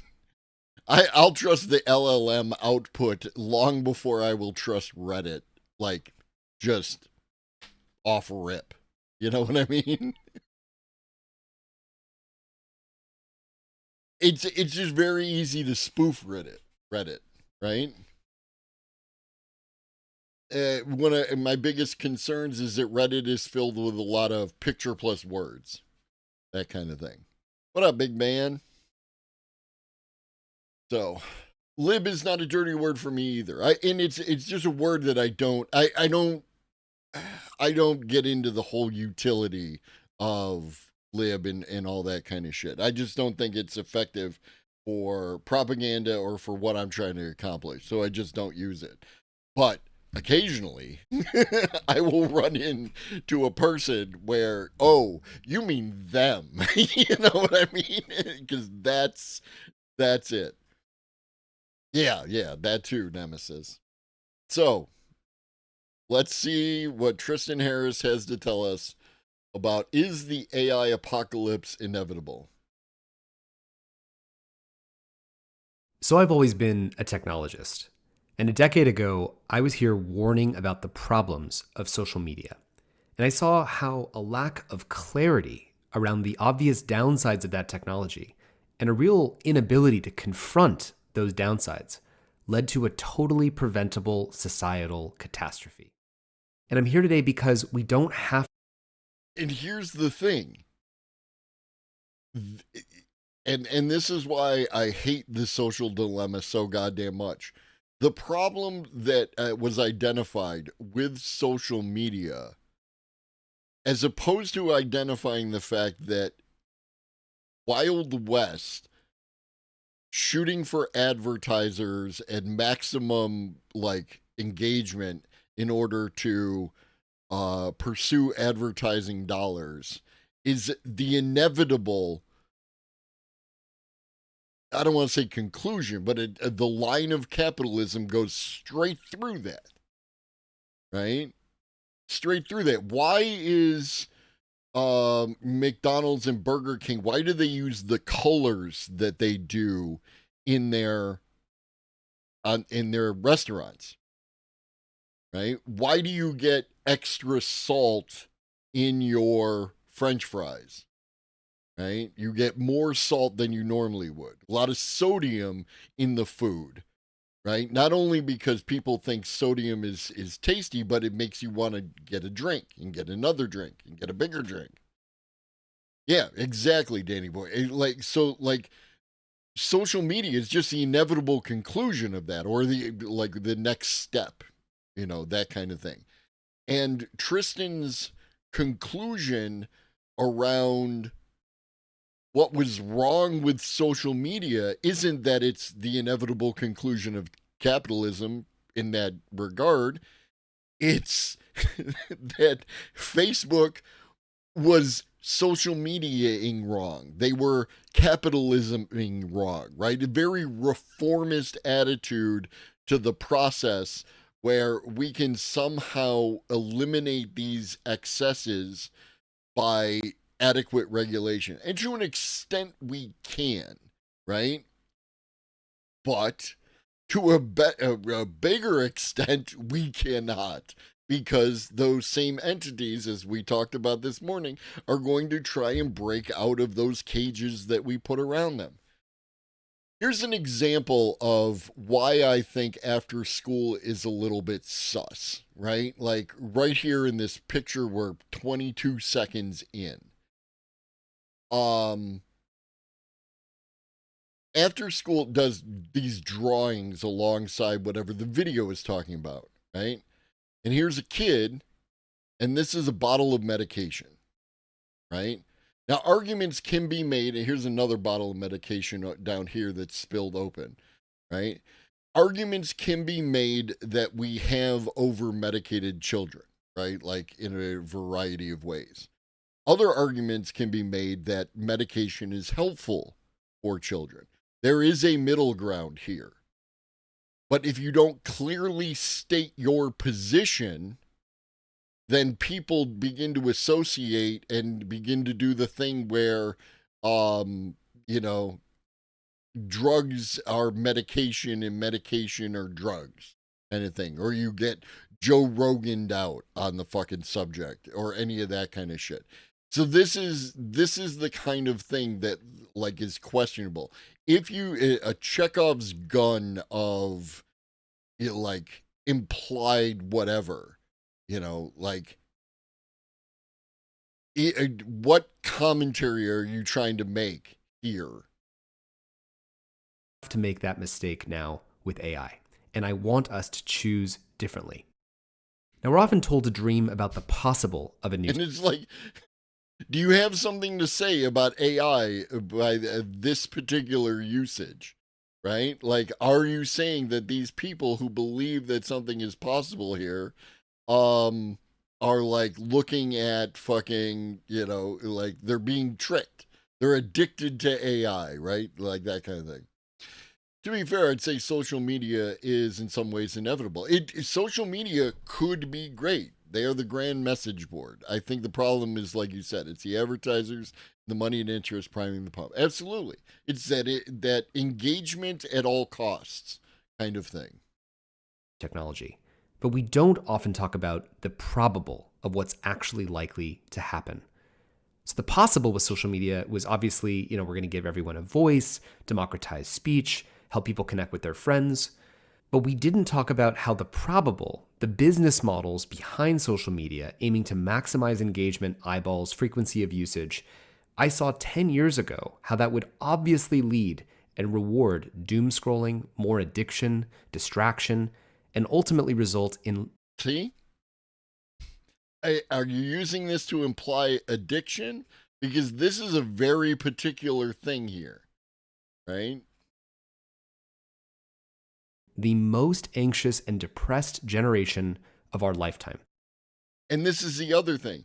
Is it social media alone in a vacuum that is led to the most depressive and anxiety-laden generation in our lifetime? Or is it, I don't know, fucking everything? And the idea that you can be informed about too much if you don't know what to do with that data. You know what I mean? What up, Tinker? Right? Like, you know? Like, I mean, I would probably be more relaxed if I didn't know what was going on in the world, you know, or in the United States, right? Like if I lived in a fucking vacuum and just, no, I watch no news, I pay attention to nothing, I'm not on the internet at all, like I know nothing. I would be probably fat, dumb, and happy, you know what I mean? But... Now, it was kind of interesting watching this happen because at first I saw my friends who either started or worked at these social media companies and those in the tech industry more broadly, I saw them doubt these consequences. You know, we didn't really want to face it. And then we said, well, maybe this is just a moral panic. Maybe this is just reflexive fear of a new technology.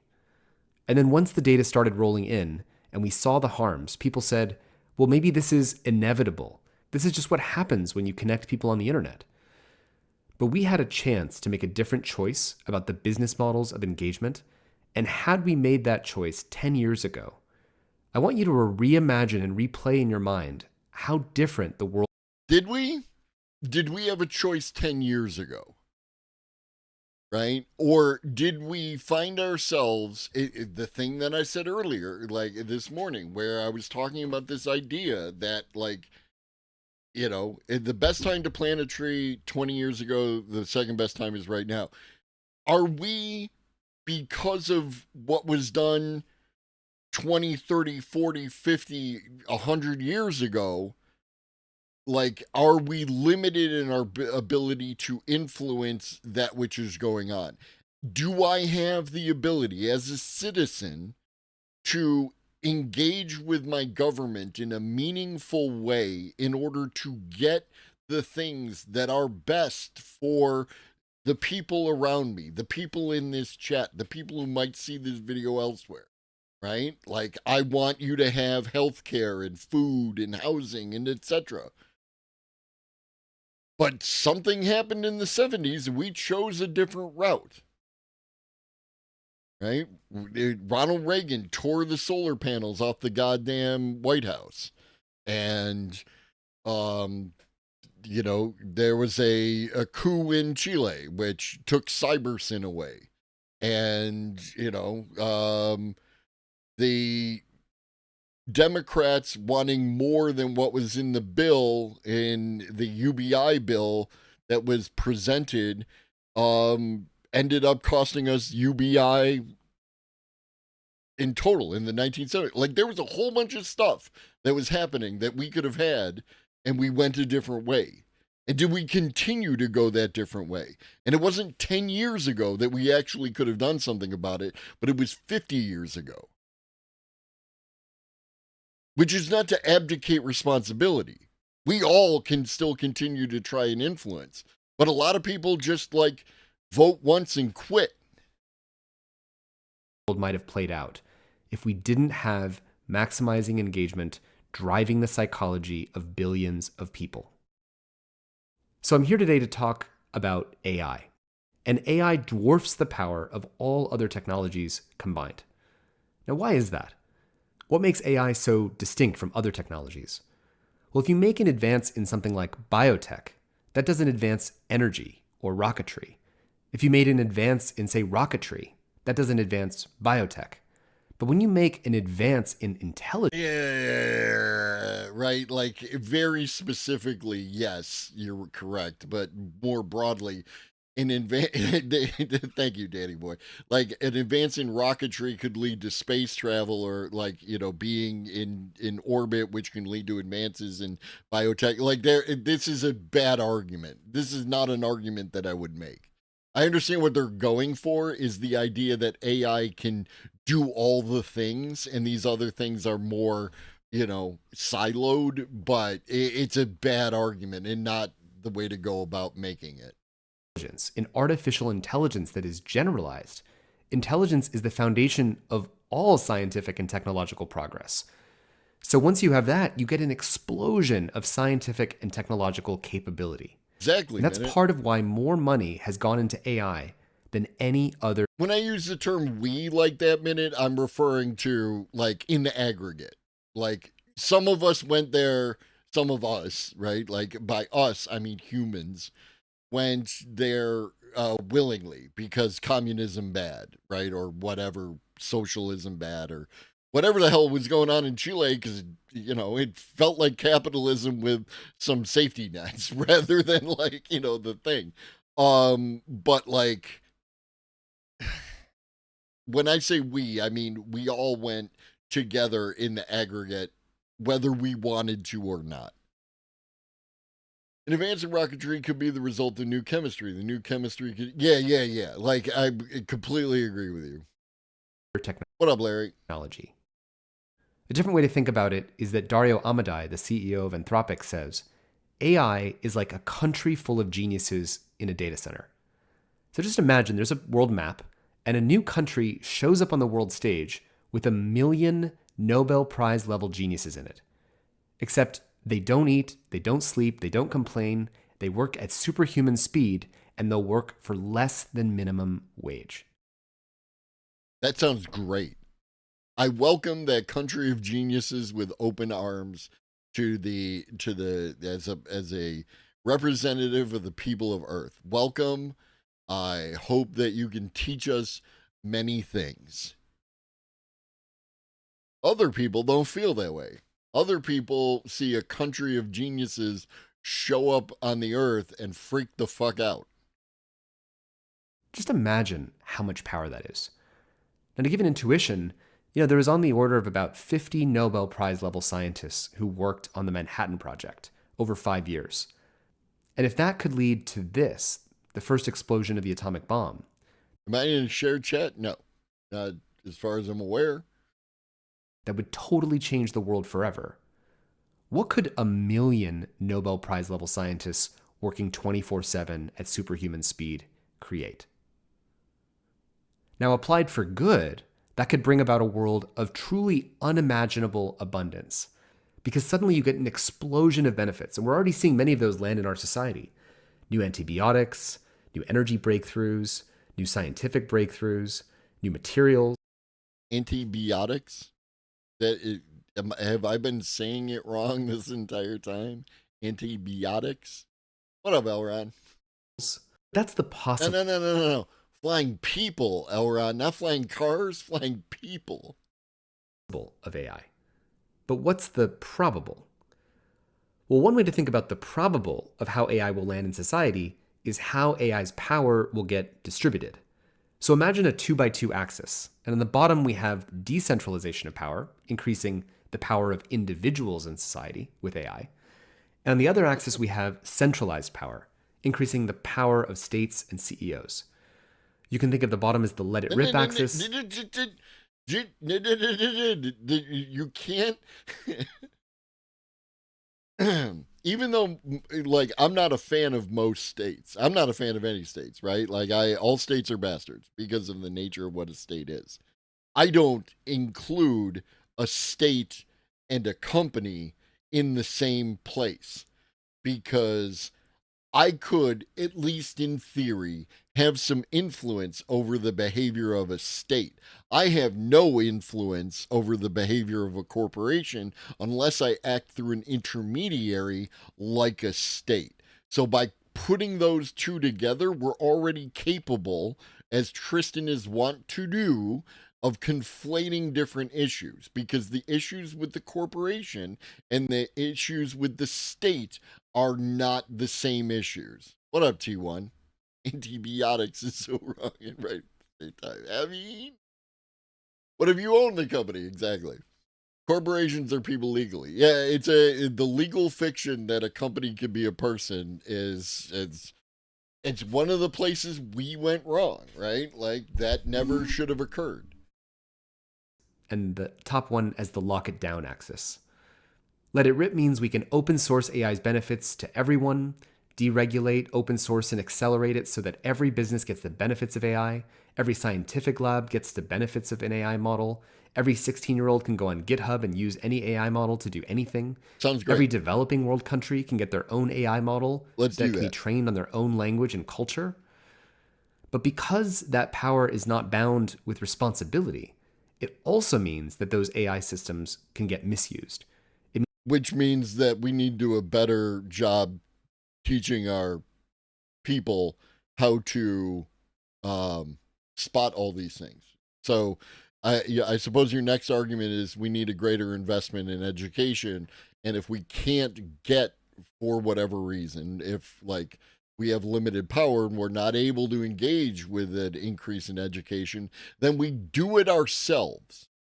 And we go on Twitch and create a little stream where we talk about a particular subject, and like we use that to like educate people and engage and form a little community where everyone gets to contribute, right? That's your argument, right? It means you get a flood of deepfakes that are suddenly overwhelming your information environment. You suddenly increase people's hacking capabilities. You enable people to do dangerous things with biology that they couldn't do before. And on and on.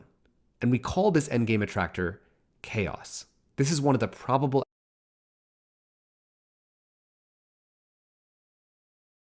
Do we? Do we? To Minut's point, do we call this chaos? Is this chaos? Feels like you're having nightmares and you want everyone else to have your anxiety to share with you. Go ahead. Outcomes when you decentralize. Now, in response to that, you might say, well, let's do something else. Let's go over here and have regulated AI control. Let's do this in a safe way with a few players and lock it down. But that has a different set of failure modes, especially the risk of creating unprecedented concentrations of wealth and power. Unprecedented. That are locked up into a few companies. One way to think about it is, who would you trust to have 1 million times more power and wealth than any other actor in society? Now that I'll give you. None of these fucking people None of these fucking people. Not this fucking guy. Not this fucking guy. Not this fucking guy. Not this fucking guy. Not this fucking guy over here. Not this fucking guy over here, right? What up, kleptomaniac? There's no proving. This is not about proving, kleptomaniac. This is about making an argument and making a scary argument, because now do y'all see when I said that Tristan is libbed the fuck up what I meant, right? It's a phrase I don't bring out often, but I feel that it applies in this case. Trust any company, any government, any individual or CEO. And so that endgame we call dystopia.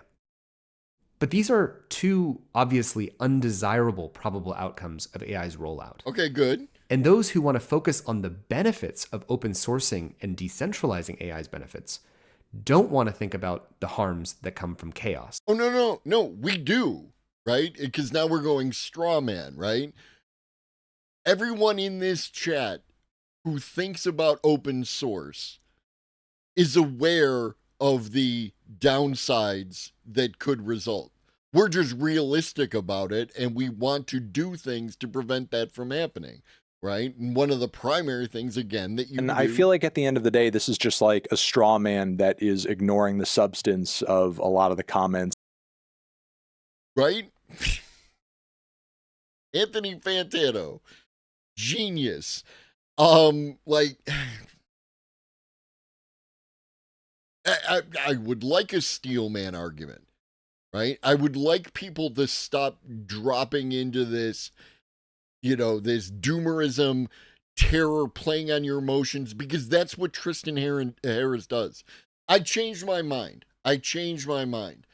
With the things that I have said, I would like you to go out and watch The Social Dilemma.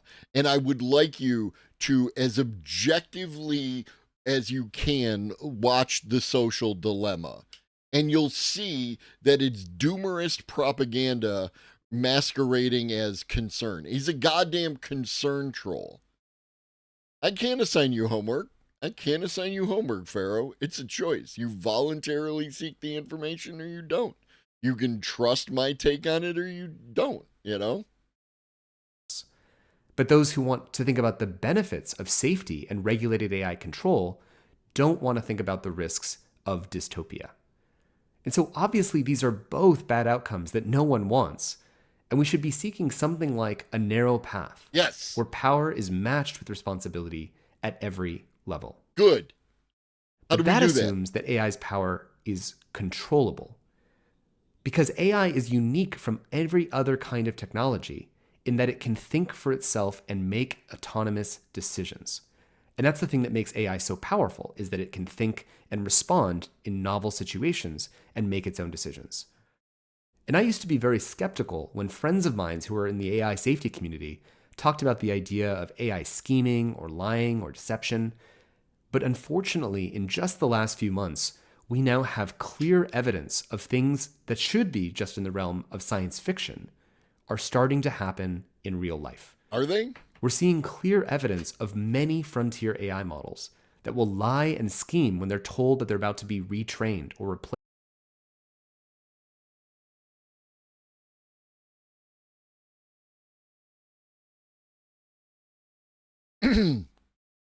What's the website? What's the website that we're looking at? Well, a kleptomania, human beings trained from training data, right? You can't know anything you haven't been exposed to. That's how that works. So, I would say you're autonomous and I'm autonomous. I feel autonomous. Well, what's the fucking website? And oh my God, it's not just futurism. It's futurism via Yahoo News. And if you have any experience with Yahoo News, you should know that it behaves in a certain kind of fucking way. Placed with a different model. We're seeing them want to copy their own code outside the system to keep themselves going and alive. We're seeing AIs that when they think they're going to lose a game, they'll sometimes cheat in order to win the game. Under test conditions, right? So when we test the safety of a car, for instance, we crash it into stuff to see how the car behaves when we crash it into stuff. We do not wish, none of us, as far as I can tell, we do not wish for the car to crash into stuff. But under test conditions, we push its limits to see what happens.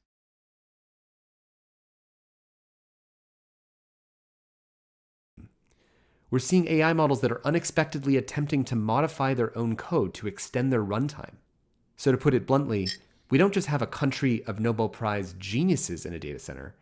We have 1 million deceptive, power-seeking, and unstable geniuses in a data center. Under test conditions. So you would think that with a technology this powerful and this uncontrollable, that compared to other technologies, we would be releasing it with the most wisdom and the most discernment that we have of any technology. But we don't, because capitalism. Right? Like, that's why we do the capitalism, is so that we don't have to use fucking forethought or whatever. It's just to make money. But that's not what we're doing. Because companies are currently caught in a race to rollout, a race to market dominance. Why? Because the incentives are the more shortcuts you take to get more market dominance, to prove you have the latest, most impressive capabilities, the more money you can raise from venture capitalists and the more ahead you are in the race. And why is that?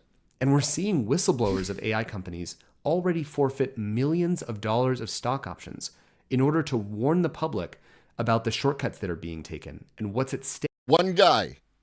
The guy that he's referring to is the fucking guy the same guy who wrote the AI 2027 fucking paper, which we watched the video based on the paper, and it's fucking some 1980s like fucking Cold War mentality that the AI is going to go bad just because the plot requires it, rather than actually explaining why the AI would go bad. It's so much dystopian BS. Like, and again, I'm saying this as someone who's aware of the concerns and aware of the problems and what we should be doing. What up, Adrian? Like, I'm aware of these things, and this guy's full of shit. His conclusions are based on nothing. Just that fucking the Chinese are going to do something because racism. If we don't do something about it. We're seeing whistleblowers say that safety is taking a back seat to market dominance and shiny products. True. And even DeepSeek's recent success was in part based on optimizing for capabilities, but not actually focusing on protecting people from dangerous things and misuse. True. Why? So just to summarize. No. Don't just to summarize. Why? What is the magic word behind it all? We're currently releasing the most powerful, inscrutable, uncontrollable technology that humanity has ever invented that's already demonstrating the behaviors of self-preservation and deception that we thought only existed. No, capitalism. Capitalism. Like, what drove all those behaviors? Why are they all incentivized? Capitalism. They're incentivized to make money. They're not incentivized to provide the best product. Sometimes the best product does make the most money, but not always. And some people would argue that not often. How many different cell phones are there? How many different brands and models and everything are currently released in this in 1 year, right? In one model year of cell phones, how many different cell phones are released? This is After School, spelled with a K instead of a CH. Is AI Apocalypse Inevitable? Featuring Tristan Harris, right? How many different car models are released? And what's the difference between any given car model? What's the difference between any different version of all the cereal that we have in the cereal aisle? But it's about market capture and market dominance and everything else. And why? Capitalism. Making money. And that shouldn't be, no one should get offended by that and be in my fucking comments and shit talking about, I'm talking commie shit. That's what you want. That's an objective view of the way that capitalism functions. You should not be mad about it. In sci-fi fucking movies, light bulbs. We're releasing it faster than we've released any other technology in history, and under the maximum incentive to cut corners on safety. And we're doing this because we think it will lead to utopia? We're doing it to make money. Utopia would be a nice fucking, benefit, right? That's what I'm hoping for. But the reason we're doing what we're doing, is, it's the money. It's about money. Would I do that, Danny boy? Now, there's a word for what we're doing right now, which is, this is insane. This situation is insane. Sure. Now, notice what you're feeling right now. Do you feel comfortable with this outcome? Do I feel comfortable with it? No. But, just come hang out with leftist communities for like a couple of years and you'll get used to it, right? You'll understand these kind of things. But do you think that if you're someone who's in China or in France or the Middle East, or you're part of building AI and you're exposed to the same set of facts about the recklessness of this current race, do you think you would feel differently? There's a universal human experience to the thing that's being threatened by the way we're currently rolling out this profound technology into society. So if this is crazy, why are we doing it? Because people believe it's inevitable. But just think for a second. Is the current way that we're rolling out AI actually inevitable? Like if literally no one on Earth wanted this to happen, with the laws of physics. And this is why fucking Tristan Harris is filling us with his nightmare scenario, right? This is what he thinks is happening, and he thinks that everybody thinks in a particular way, right? We all think that this is inevitable. We do not, by any stretch of the imagination. We don't all agree that what we're doing is crazy. And he's doing the fucking thing. He's doing the everybody nobody thing, right? It's not everybody. There is no everybody. Everybody does not agree on any of the fucking things. Force AI out into society? I hope so. There's a critical difference between believing it's inevitable, which creates a self-fulfilling prophecy and leads people to being fatalistic and surrendering to this bad outcome, versus believing it's really difficult to imagine how we would do something really different. Sorry, buddy. Everybody is human? Maybe at the moment. Are animals part of everybody? Is an orangutan and everybody? What about innovative? Can you concede that about the new AI wave? It's innovative as fuck. I'm absolutely, I think it has the potential to be fucking amazing. It has the potential to be fucking horrid. Utopia is a goal, not a destination. Utopia will always be just out of reach, and it should be. Right? We work for better things. We do not arrive at where we don't have to do that anymore. Right? Even in my AI utopia, there's always going to be stuff to do. But it's difficult opens up a whole new space of options and choice and possibility than simply believing it's inevitable, which is a thought-terminating cliche.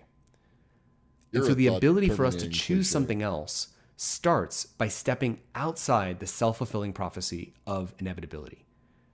And in today's environment, Ben, that's fair. That's a fair conclusion because that's everybody's conclusion. We can't do something else if we believe it's inevitable.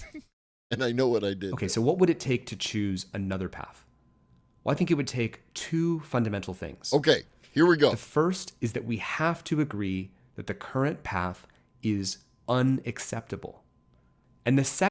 Okay, I think we all agree that the current path is unacceptable, right? I think, I feel like most of us, right? Like a plurality, right?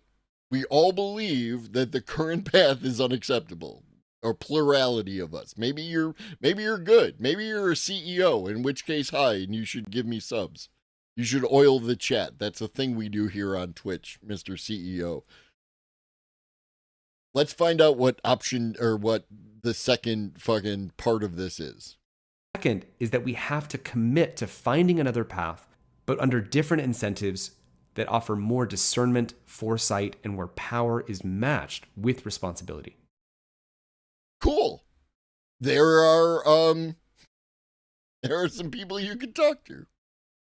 Yeah, people who give out the subs are called oilers. So if you're an oiler, your activity is oiling, and you would oil the chat. I said what I said. I know what I mean.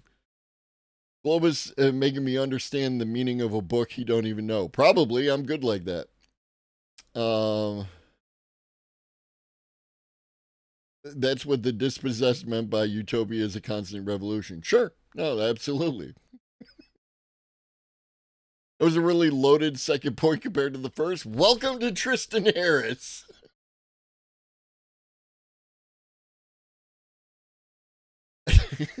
It might, Larry.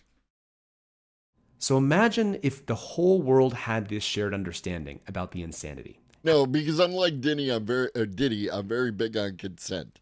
I believe that all of you would consent to a free sub. If I'm wrong about that, you can absolutely do that thing, right? But generally, I think you would all consent to a free sub. How differently we might approach this problem.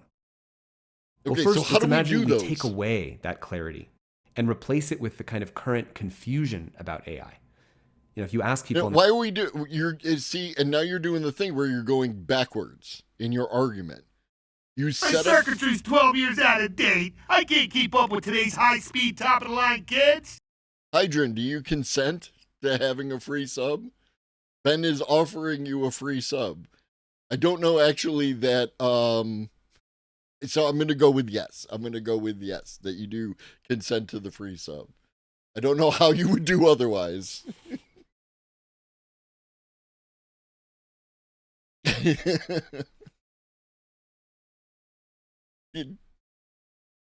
I don't think we're actually going to get to how we're going to do these. So basically, if we analyze,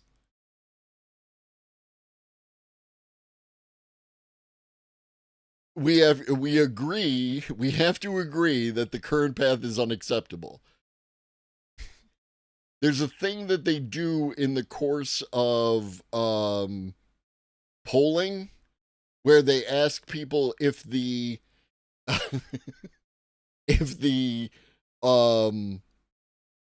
country is on the right track or the wrong track, right?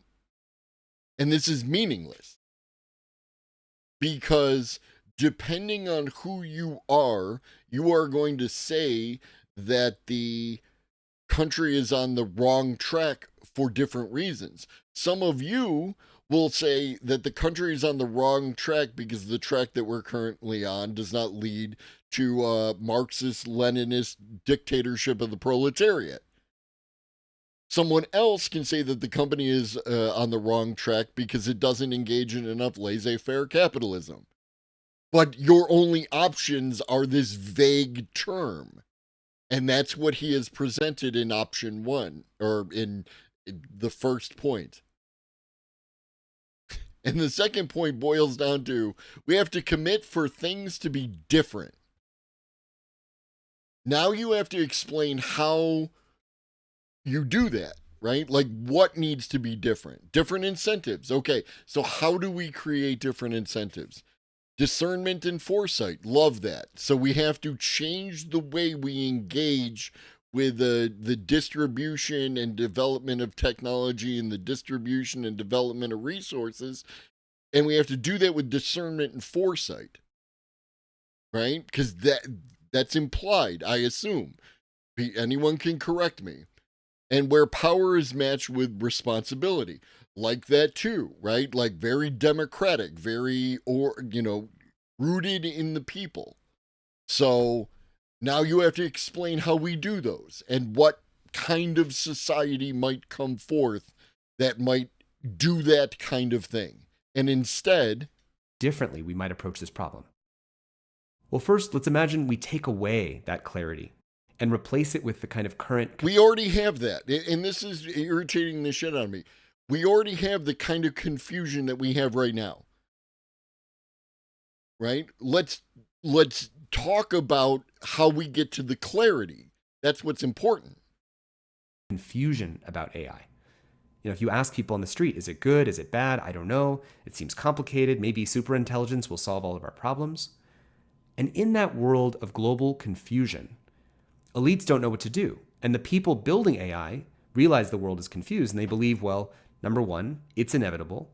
Oh, see, the reason the elites aren't doing stuff is because we're confused. Because we, the public, are confused about AI, so they don't know what to do. They're just babes in the woods who don't know how to fucking behave because we haven't told them how to behave. Oh. 2, if I don't build it, someone else will. And they know everyone else building AI also believes that. And then the rational thing for them to do, given those facts, is to race as fast as possible. And meanwhile, to ignore the consequences of what might come from looking. You feel me, Danny boy? Right? I don't bring the phrase out often, but when I do, I feel it's accurate. Away from those downsides. And looking away from those downsides is exactly what we did with social media. But looking away from something doesn't stop it from happening. Now imagine if we replace that confusion with... And again, we did not look away from the downsides of social media. Choices were made by the elites, the people who actually had the power to do stuff about it, and they did not. And the rest of us have to figure out how to wade our way through this new environment. And that's what I'm doing, right? Like, no one is regulating social media, so it's up to me to regulate my social media, right?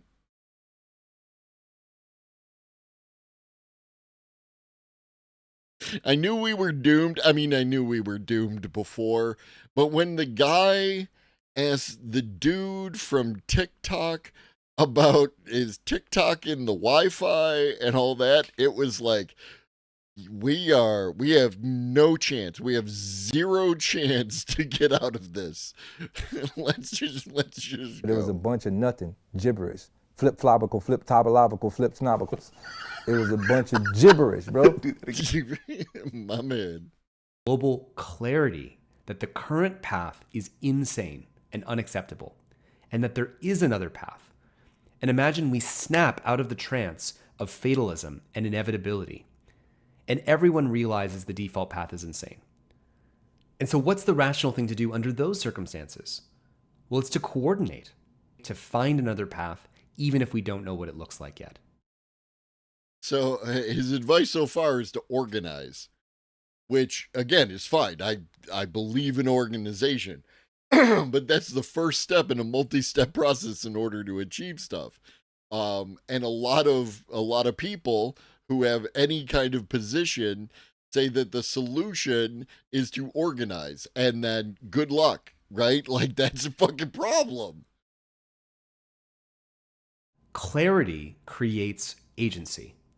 If we can be crystal clear about the current trajectory that we're on, humanity has the chance to choose another path, just as we had that chance with social media. Oh, my bad. I thought my lack of agency was due to being broke. I didn't realize it was because I wasn't clear enough. I'm going to drink some Windex. I'll be right back. And we've done this before in the face of seemingly inevitable arms races. No, we didn't, motherfucker. In the race to do nuclear testing. Once we got clear about the downside risks of above-ground nuclear tests, and the world understood the science of those risks, we created the Nuclear Test Ban Treaty and a law. Yeah, why? Why did we create the Nuclear Test Ban Treaty? Because it was fucking up the entire world, including the world where the elites live. And if you can't do tests, if you can't do nuclear tests, guess what? It's very difficult to develop nuclear weapons. And what don't the people with nukes want the people without nukes to do? A lot of people around the world worked hard to create infrastructure like this for mutual monitoring and enforcement. You could have said it was inevitable that germline editing to edit human genomes would lead to a race for super soldiers and designer babies. But once the off-target effects of genome editing were made clear, we've coordinated to prevent that kind of research too. You could have said that the ozone hole was just inevitable, and I guess we're just doomed. I'm really proud of humanity for this one, right? I'm really proud of humanity for this one. But again, like, it was going to kill all of us, not just the poors. I hate the word elites. I read so much into what people are talking about when they use the term elites, right? Like that kind of thing. This was a good thing. Appreciate this. Fan of this.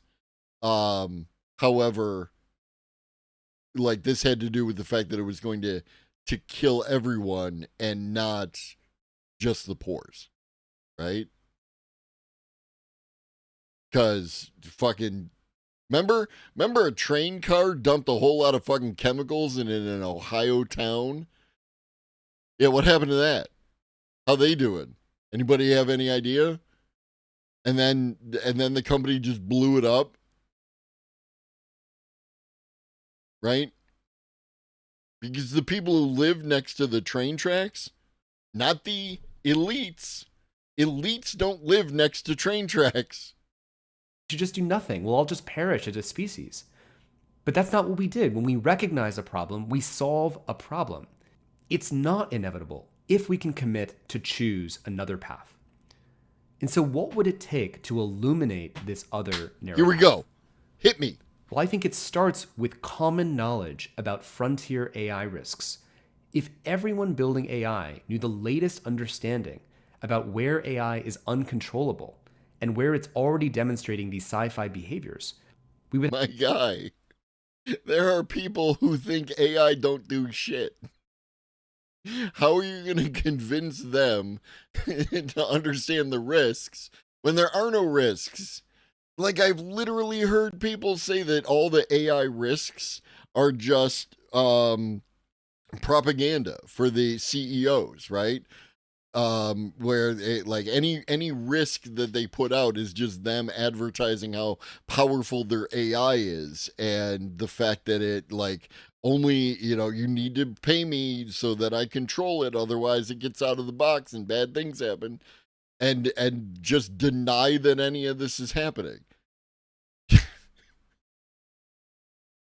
have a much better chance of illuminating the contours of what we have to do. And there's some basic steps we can do today Love basic to prevent steps. chaos. Do it. Uncontroversial things like restricting AI companions for kids. True. So we don't have AI chatbots that are manipulating.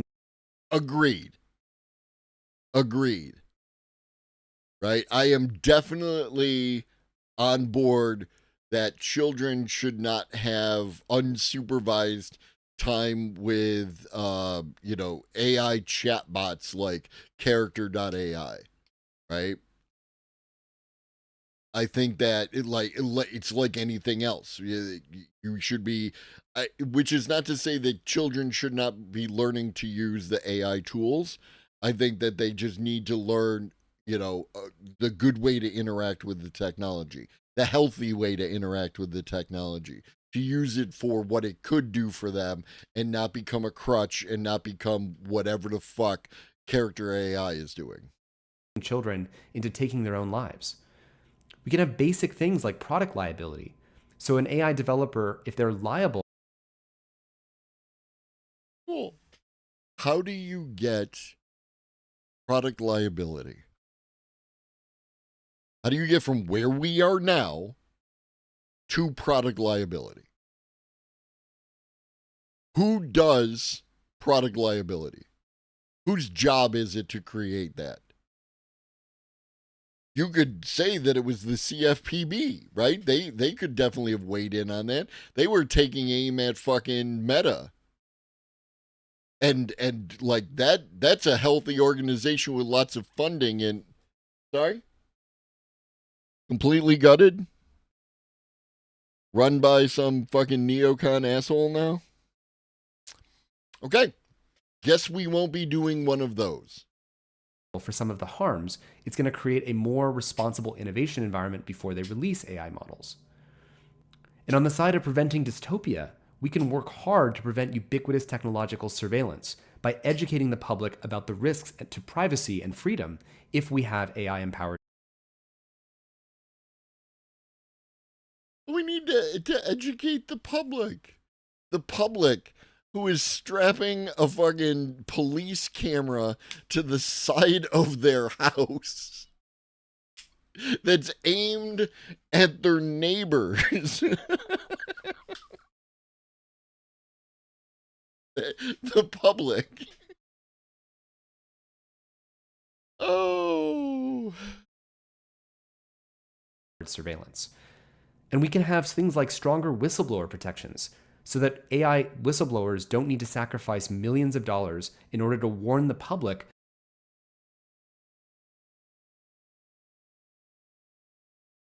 I mean, sure. I wouldn't want to sacrifice millions of dollars to warn the public about impending doom. I mean, what about my millions of dollars, bro? About things that will keep the world safe. And so we have a choice. And many of you in this moment might be feeling or looking hopeless. You know, maybe Tristan's wrong. You know, maybe the incentives are different. Why is the person with the I love AI shirt seeming like disrespected? Maybe superintelligence will just magically figure all this out and it'll sort of solve all these problems for us.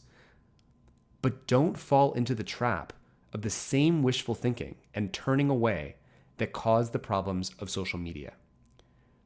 This is humanity's rite of passage. Whether we're able to look these problems in the face and confront them is how we're going to be able to get out of this. And your role in this is not to solve the whole problem, but your role is to be part of the collective immune system.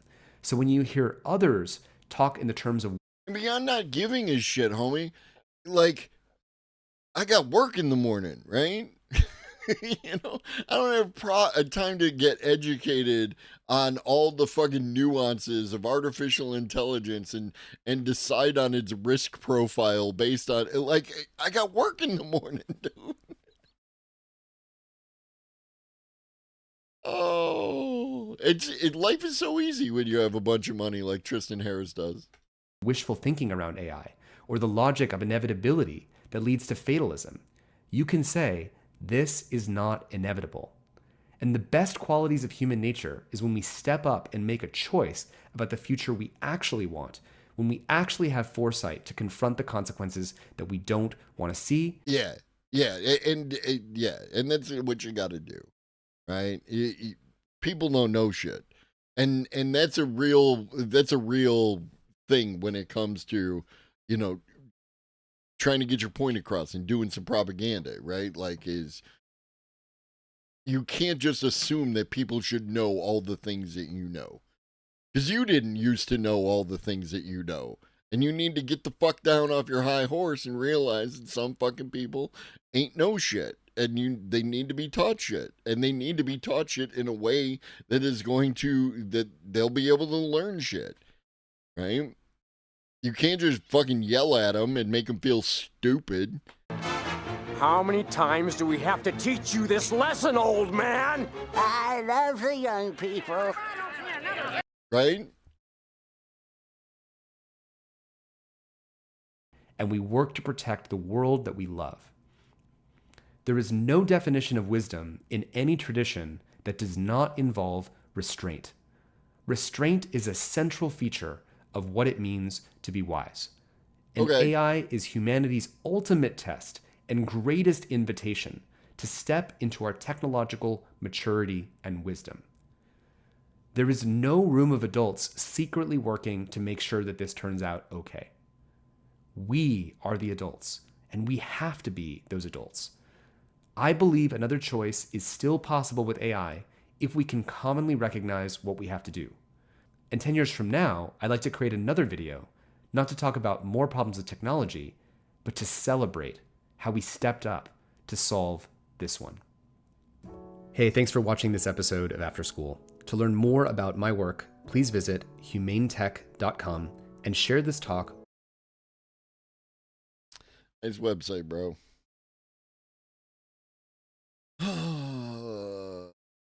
New Matt Wolf. AI agents are finally here to help. When I was a young developer, like, 'cause I'm an old fart now, like, all I had was this crappy old Moore's Law, which, you know, again, was like this extraordinary exponential, but like, look, everybody, it's one of the elites. Like, it's not the same exponential that we're on right now. What I think, unfortunately, is a contrarian opinion about software development. I think there are actually going to be more programming jobs. AI has so quickly become an important part of our society, and as is usually the case with lightning-fast technological advancements, there's been a decent amount of pushback, and a big chunk of that pushback is something we've touched on in previous videos, and it's the way AI seems to be taking all the fun stuff, art, writing, content creation. It's working in a space that mimics a lot of what we do because there were so many examples to draw from when teaching these models. But the real promise of AI was supposed to be in its ability to take the tedious tasks that we didn't really want to be doing off our plates. It doesn't quite feel like we're there yet, but it also doesn't feel like we're so far away. And that's because more and more we're seeing the focus being placed on AI agents and improving them to the point where they can anticipate our needs rather than relying on our prompts. This will be another game changer. And to help us visualize this, I got to sit down with Kevin Scott, the CTO of Microsoft, to get a clearer understanding of what's going on with the technology and when we will see those benefits we've all been looking for. Do you think AI will get to a point where AI is so smart that humans truly don't understand what's going on under the hood? Or are we there now? The elephant from The Simpsons anti-war machine was Stampy. KBBL is going to give me something stupid.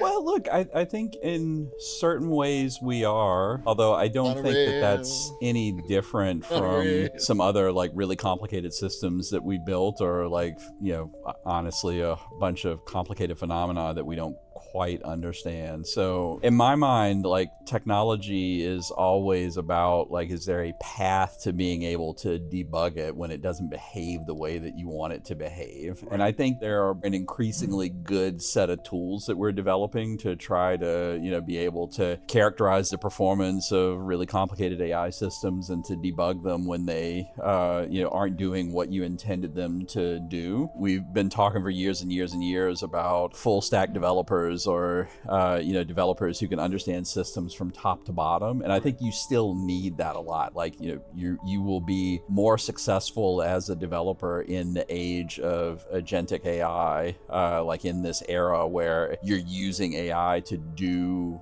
significant parts of your software development job, if you understand that full system, so that when it misbehaves, you're like, okay, like, I'm gonna punch down a level of abstraction and like go, you know, try to investigate what's going on here, and then, like, you know, if that doesn't doesn't do the trick like another one and like eventually getting all the way down to bare metal. Right, right. Kevin brings up a really interesting concept for the inevitable evolution of the software engineer or coder. AI made it seem like these jobs were going to disappear, but hearing Kevin talk about it, it looks like they'll actually be needed more than ever. Instead of sitting and manually typing code, AI will handle the heavy lifting. But there's always going to be a need for more of a caretaker role or someone who understands from top to bottom.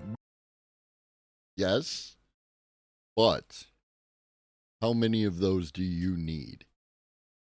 What's going on with the technology and how to address any problems that may pop up or anytime the technology misbehaves. So it won't necessarily eliminate the job, it'll more change the way it's performed, but only for those who have access to the tech and for those whose environments won't be impacted. You have to make sure that as the AI demand is growing, things are getting cheaper. Like that's the way to make them more accessible. You have to make them efficient so that you can run more AI computations on a fixed power budget or a fixed hardware budget or a fixed, floor plan budget that you have inside of a data center. We're doing a couple of other things that are interesting. So one is like we've got this constant background thread running, trying to figure out whether or not there are these sort of disruptive efficiency breakthroughs. So like the transformer, for instance, which is the foundational technology that all of these modern large language model AIs are built on now, was like one way to think about it is like it was a disruptive increase in the capability of the systems, but it was also a disruptive increase in the efficiency of systems. We're doing a bunch of basic computer science AI research on trying to find what those next disruptive things might be. That's the key here. It's almost the holy grail of how AI accessibility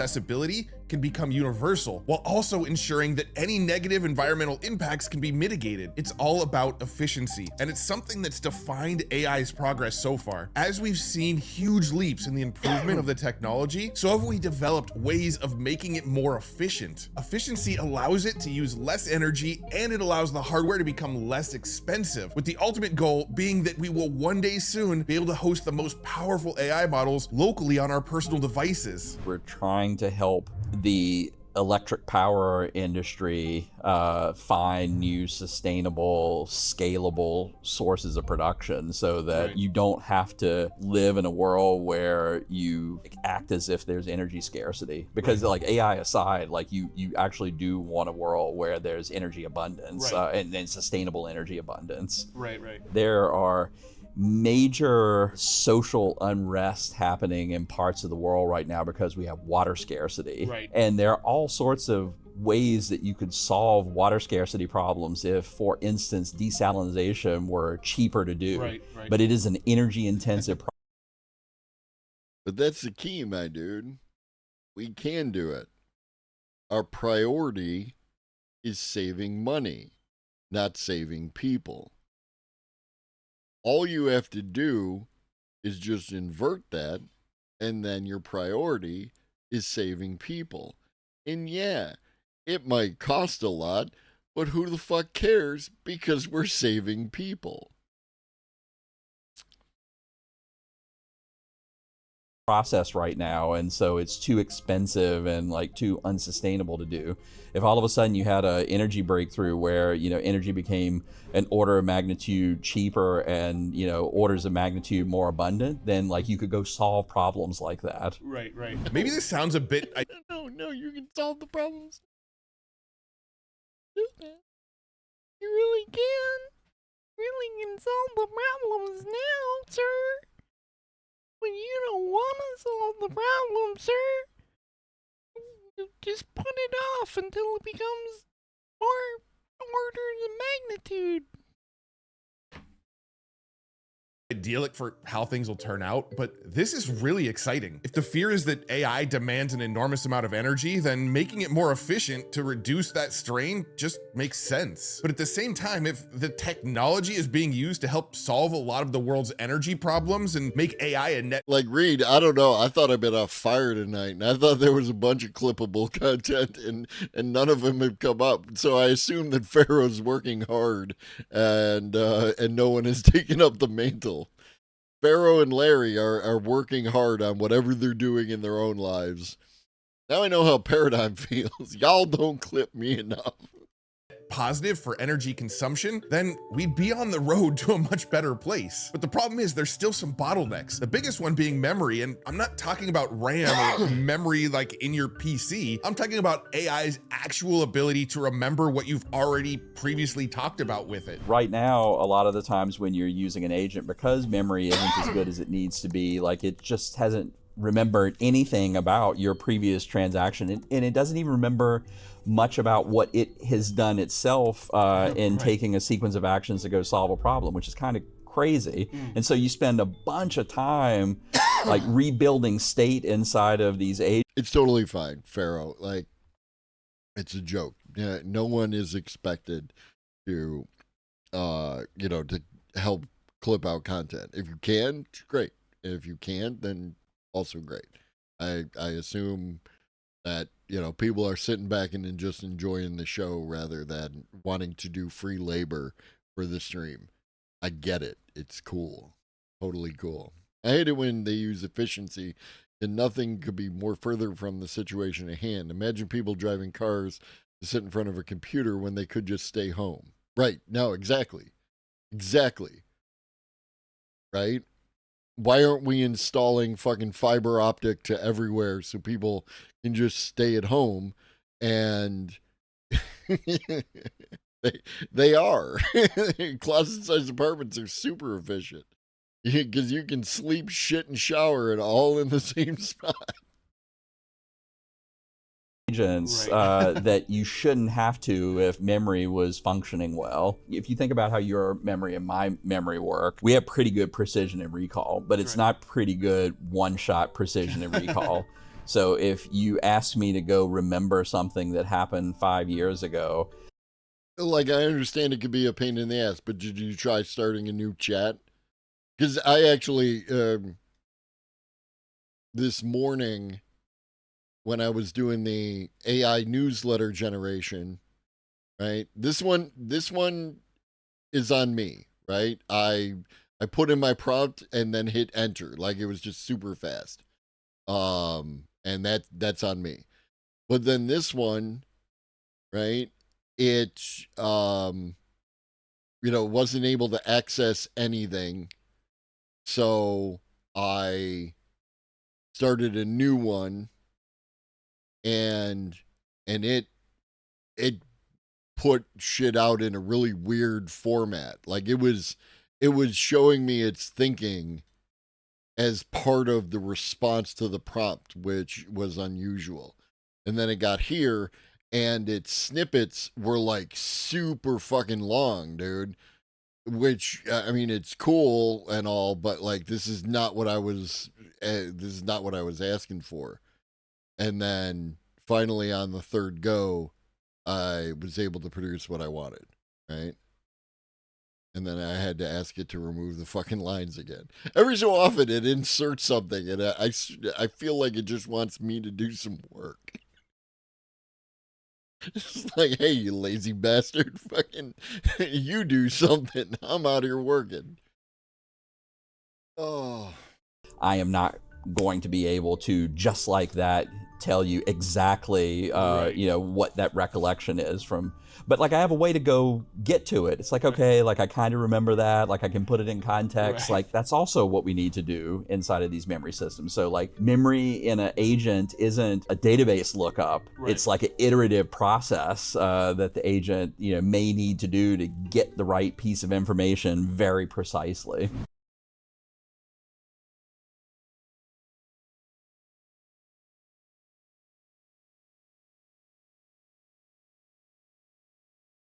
If all of a sudden you had an energy breakthrough where, energy became an order of magnitude cheaper and, orders of magnitude more abundant, then like you could go solve problems like that. Right.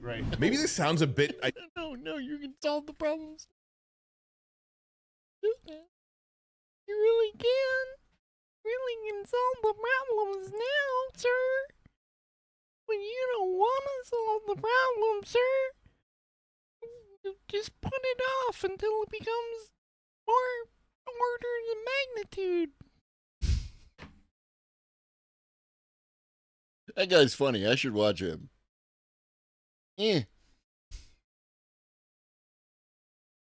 If all of a sudden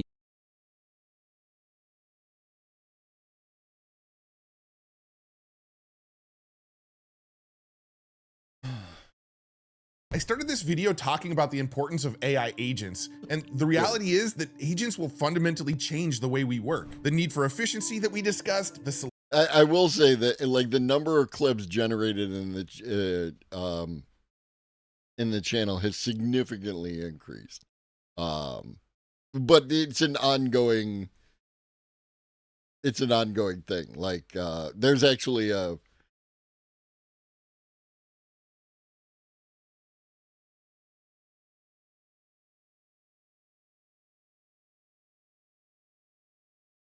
if all of a sudden you had a energy Shush.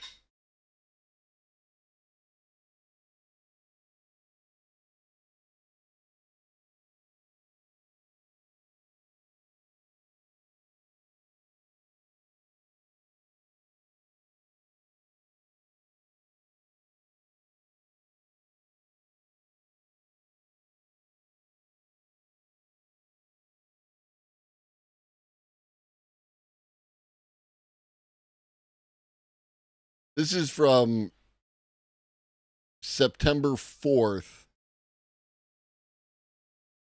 of 2022. Not that. Sorry. Y'all don't clip me enough. I provide you with content. I do the thing. I look pretty, and y'all don't clip me enough. What is up with that? This is a big. Oh no, that's my fucking Wayland Yutani hat. My Wayland Yutani hat just disappeared one day. I have no idea what happened to it. I'm so disappointed. I actually paid for a hat, and like full price off some dude on Etsy, and I was so happy, and it's just gone. Ugh.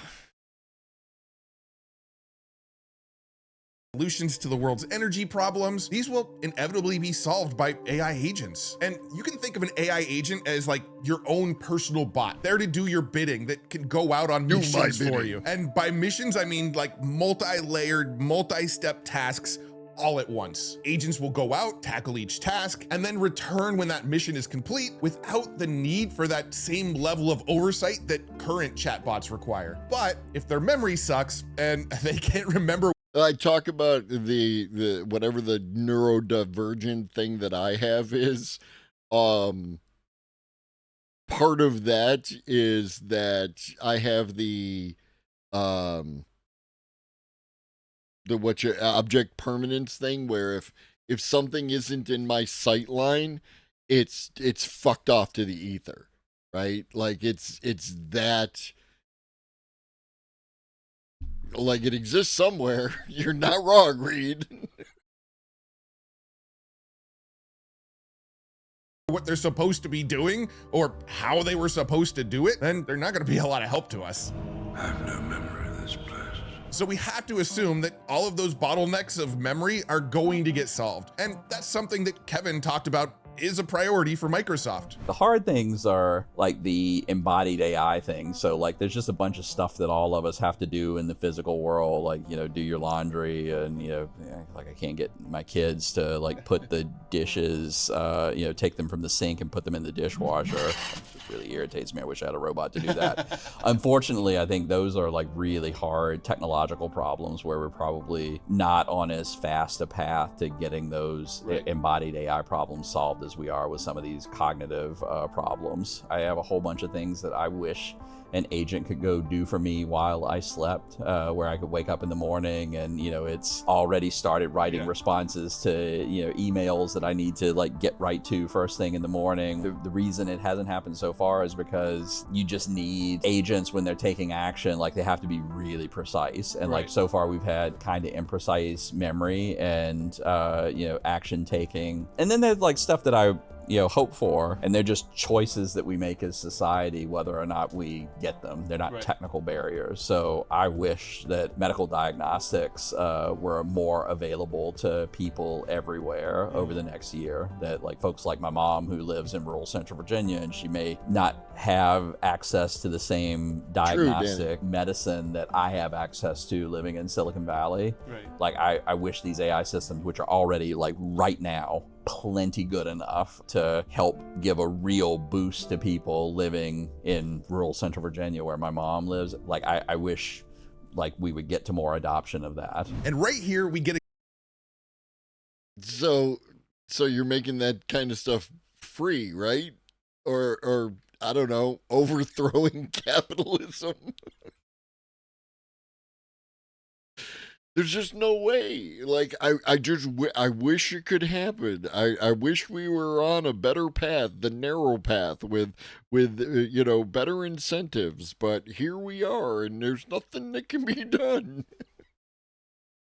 a glimpse of the utopia that AI promises. A world where we don't have to do the dishes or the laundry, where our emails are written for us before we even need to worry about writing them, and where the sick are healed through advanced diagnostic and treatment technologies, all thanks to AI. But it really does feel like we're right on the edge of a knife, where it can go the way of the utopia and the ideal future we just described, or where those email writing AI agents have conversations without our knowledge and plot our eventual demise. But I like to be a glass half full kind of guy, and I think that things will turn out all right, in which case the healthcare applications of AI feel like a fundamental game changer. And it is something that we've explored in a past video that I did with Demis Hassabis, who echoed a lot of the same excitement. Well, it turns out that Demis isn't the only CEO who's hyping up the healthcare benefits of AI. I feel like what touches all of us is this challenge of, can we improve care and reduce cost? There was one place where I would say this agentic AI. And that's the thing, I'm never going to sit in this seat, right? They're never going to put me next to a CEO, CTO. It's never going to happen because of the way that I talk and the things that I talk about, right? And I get that, and I'm fine with it. So I understand the frustration that can exist where a man like Matt Wolf has an opportunity but doesn't execute on that opportunity to ask certain questions or ask a question in a certain way. It's not Matt's role. Matt's role is to get the access and try to get what information he can. You know what I mean? Isn't someone in the community technically a CEO? Shh. I don't know, probably. But they aren't oiling up the chat, right? So they're not that kind of CEO. It has to make a real difference would be take one of the challenges that we have. And that's the thing, you could be a CEO right now, right? Like, it's actually not that hard to be a CEO, right? All you got to do is establish a company and name yourself the chief executive officer, and you're done, right? Cost you like, what, $250 in filing an LLC or something like that. You know, the being a CEO is not the thing, but like, you know, getting to talk to people who are more in a position to do those kind of things. Yeah, and that's the thing, you know, and rock on, Farah. I appreciate you.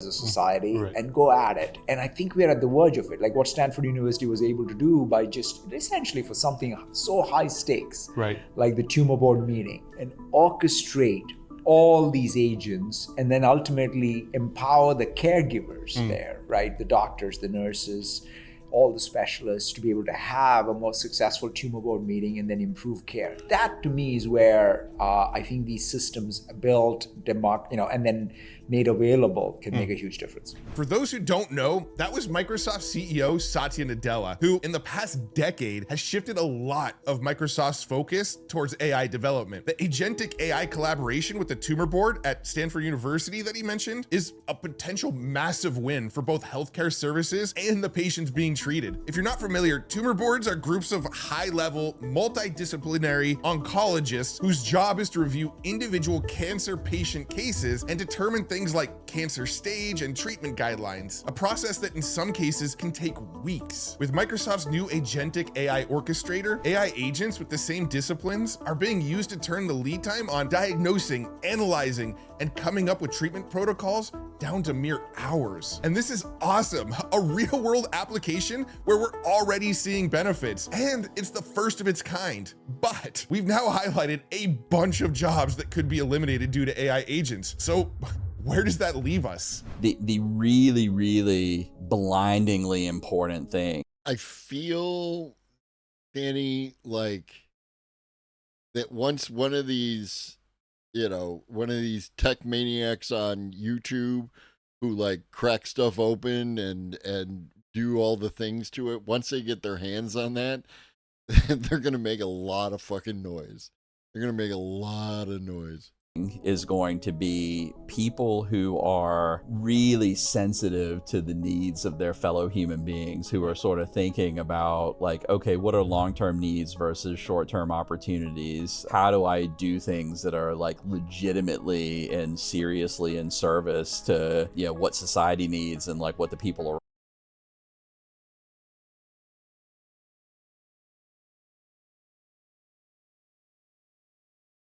These AI systems, which are already like right now plenty good enough to help give a real boost to people living in rural Central Virginia where my mom lives. Like I wish like we would get to more adoption of that. And right here we get So you're making that kind of stuff free, right?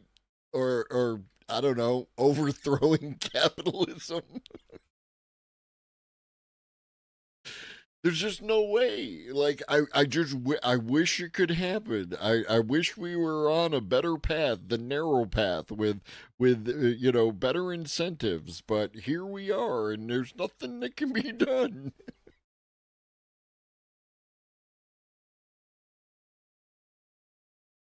Like I wish these AI systems, which are already like right now plenty good around me need, and like the problems they're struggling with and the solutions that, you know, they ought to be looking for that they might not be because they don't understand what the art of the possible is with, you know, this new disruptive technology.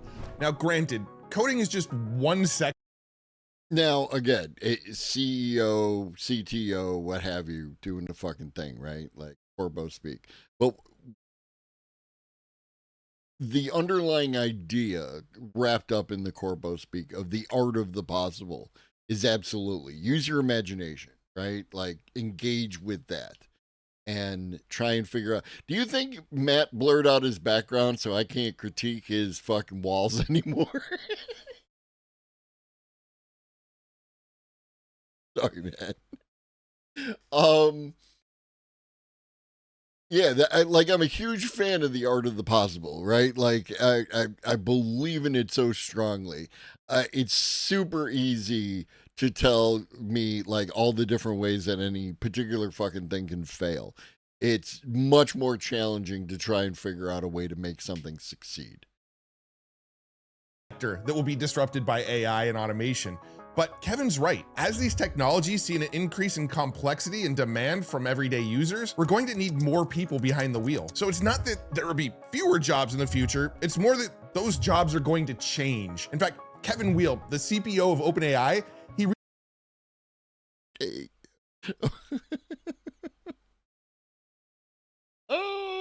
I just love the optimism. But I can do math, homie. Recently did a little fireside chat during Cisco Live, and during that conversation, he shared a really interesting analogy that actually resonated for me on how jobs will evolve. If people seen Hidden Figures, a bunch of that movie is, you know, you have these scenes where they're like doing longhand rocketry calculations on like big pieces of paper. And you look at that today and you're like, oh my God, we would never do that today. Why does this dude sound like Zuckerberg?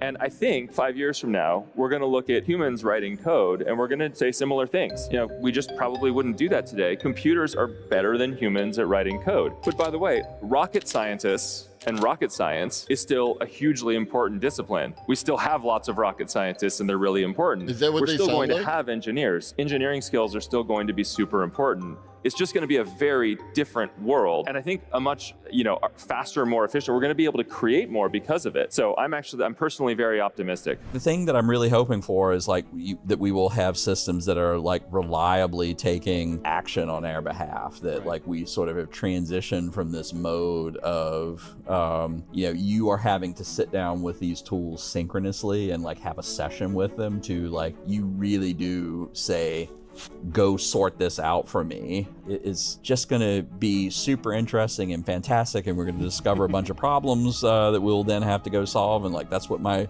talk will probably be next year at Build is it will be immediately obvious we've got a half a dozen complicated things about what I just described that we're going to have to go sort out, and complicated problems to go sort out is my favorite thing. Yeah. Amazing. Well, thank you so much for spending the time with me today. I really, really appreciate it. Yeah, thank you. It was a pleasure chatting with you. Companies like Microsoft, OpenAI, and Google DeepMind are showing that agentic AI is the future. We're headed towards a world where our own AI agents will help us in our daily lives immeasurably. Now, there are still hurdles to overcome before we get there, and definitely some additional guardrails needed to make sure we don't stray too far from that utopia that we all want to visit. But one thing is for sure, the positive benefits are coming, but not without significant changes. Changes to our jobs, changes to how we do them, and changes to how we interact with one another. It seems like the only thing holding AI back right now is us. And the way Kevin Scott sees it, we're going to need to reframe the way we look at AI and how we interact with it before we can truly see the benefits that it promises.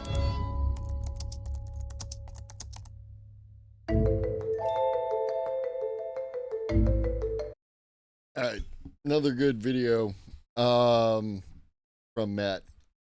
All right, that's going to be it for today. I will be back tomorrow morning at 10:30 a.m. Please stick around for the raid, even if you have someplace else that you wanna be.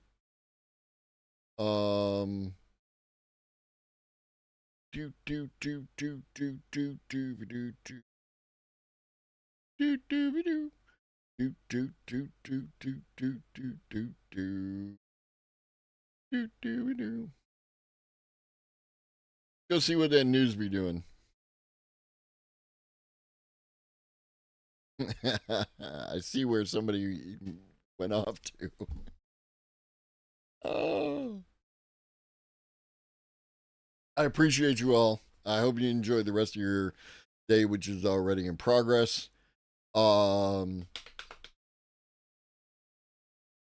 Yeah. In the meantime, drink your water, eat some food, take your meds if you forgot, and always remember that Shaggy loves you. And so do I. Be great.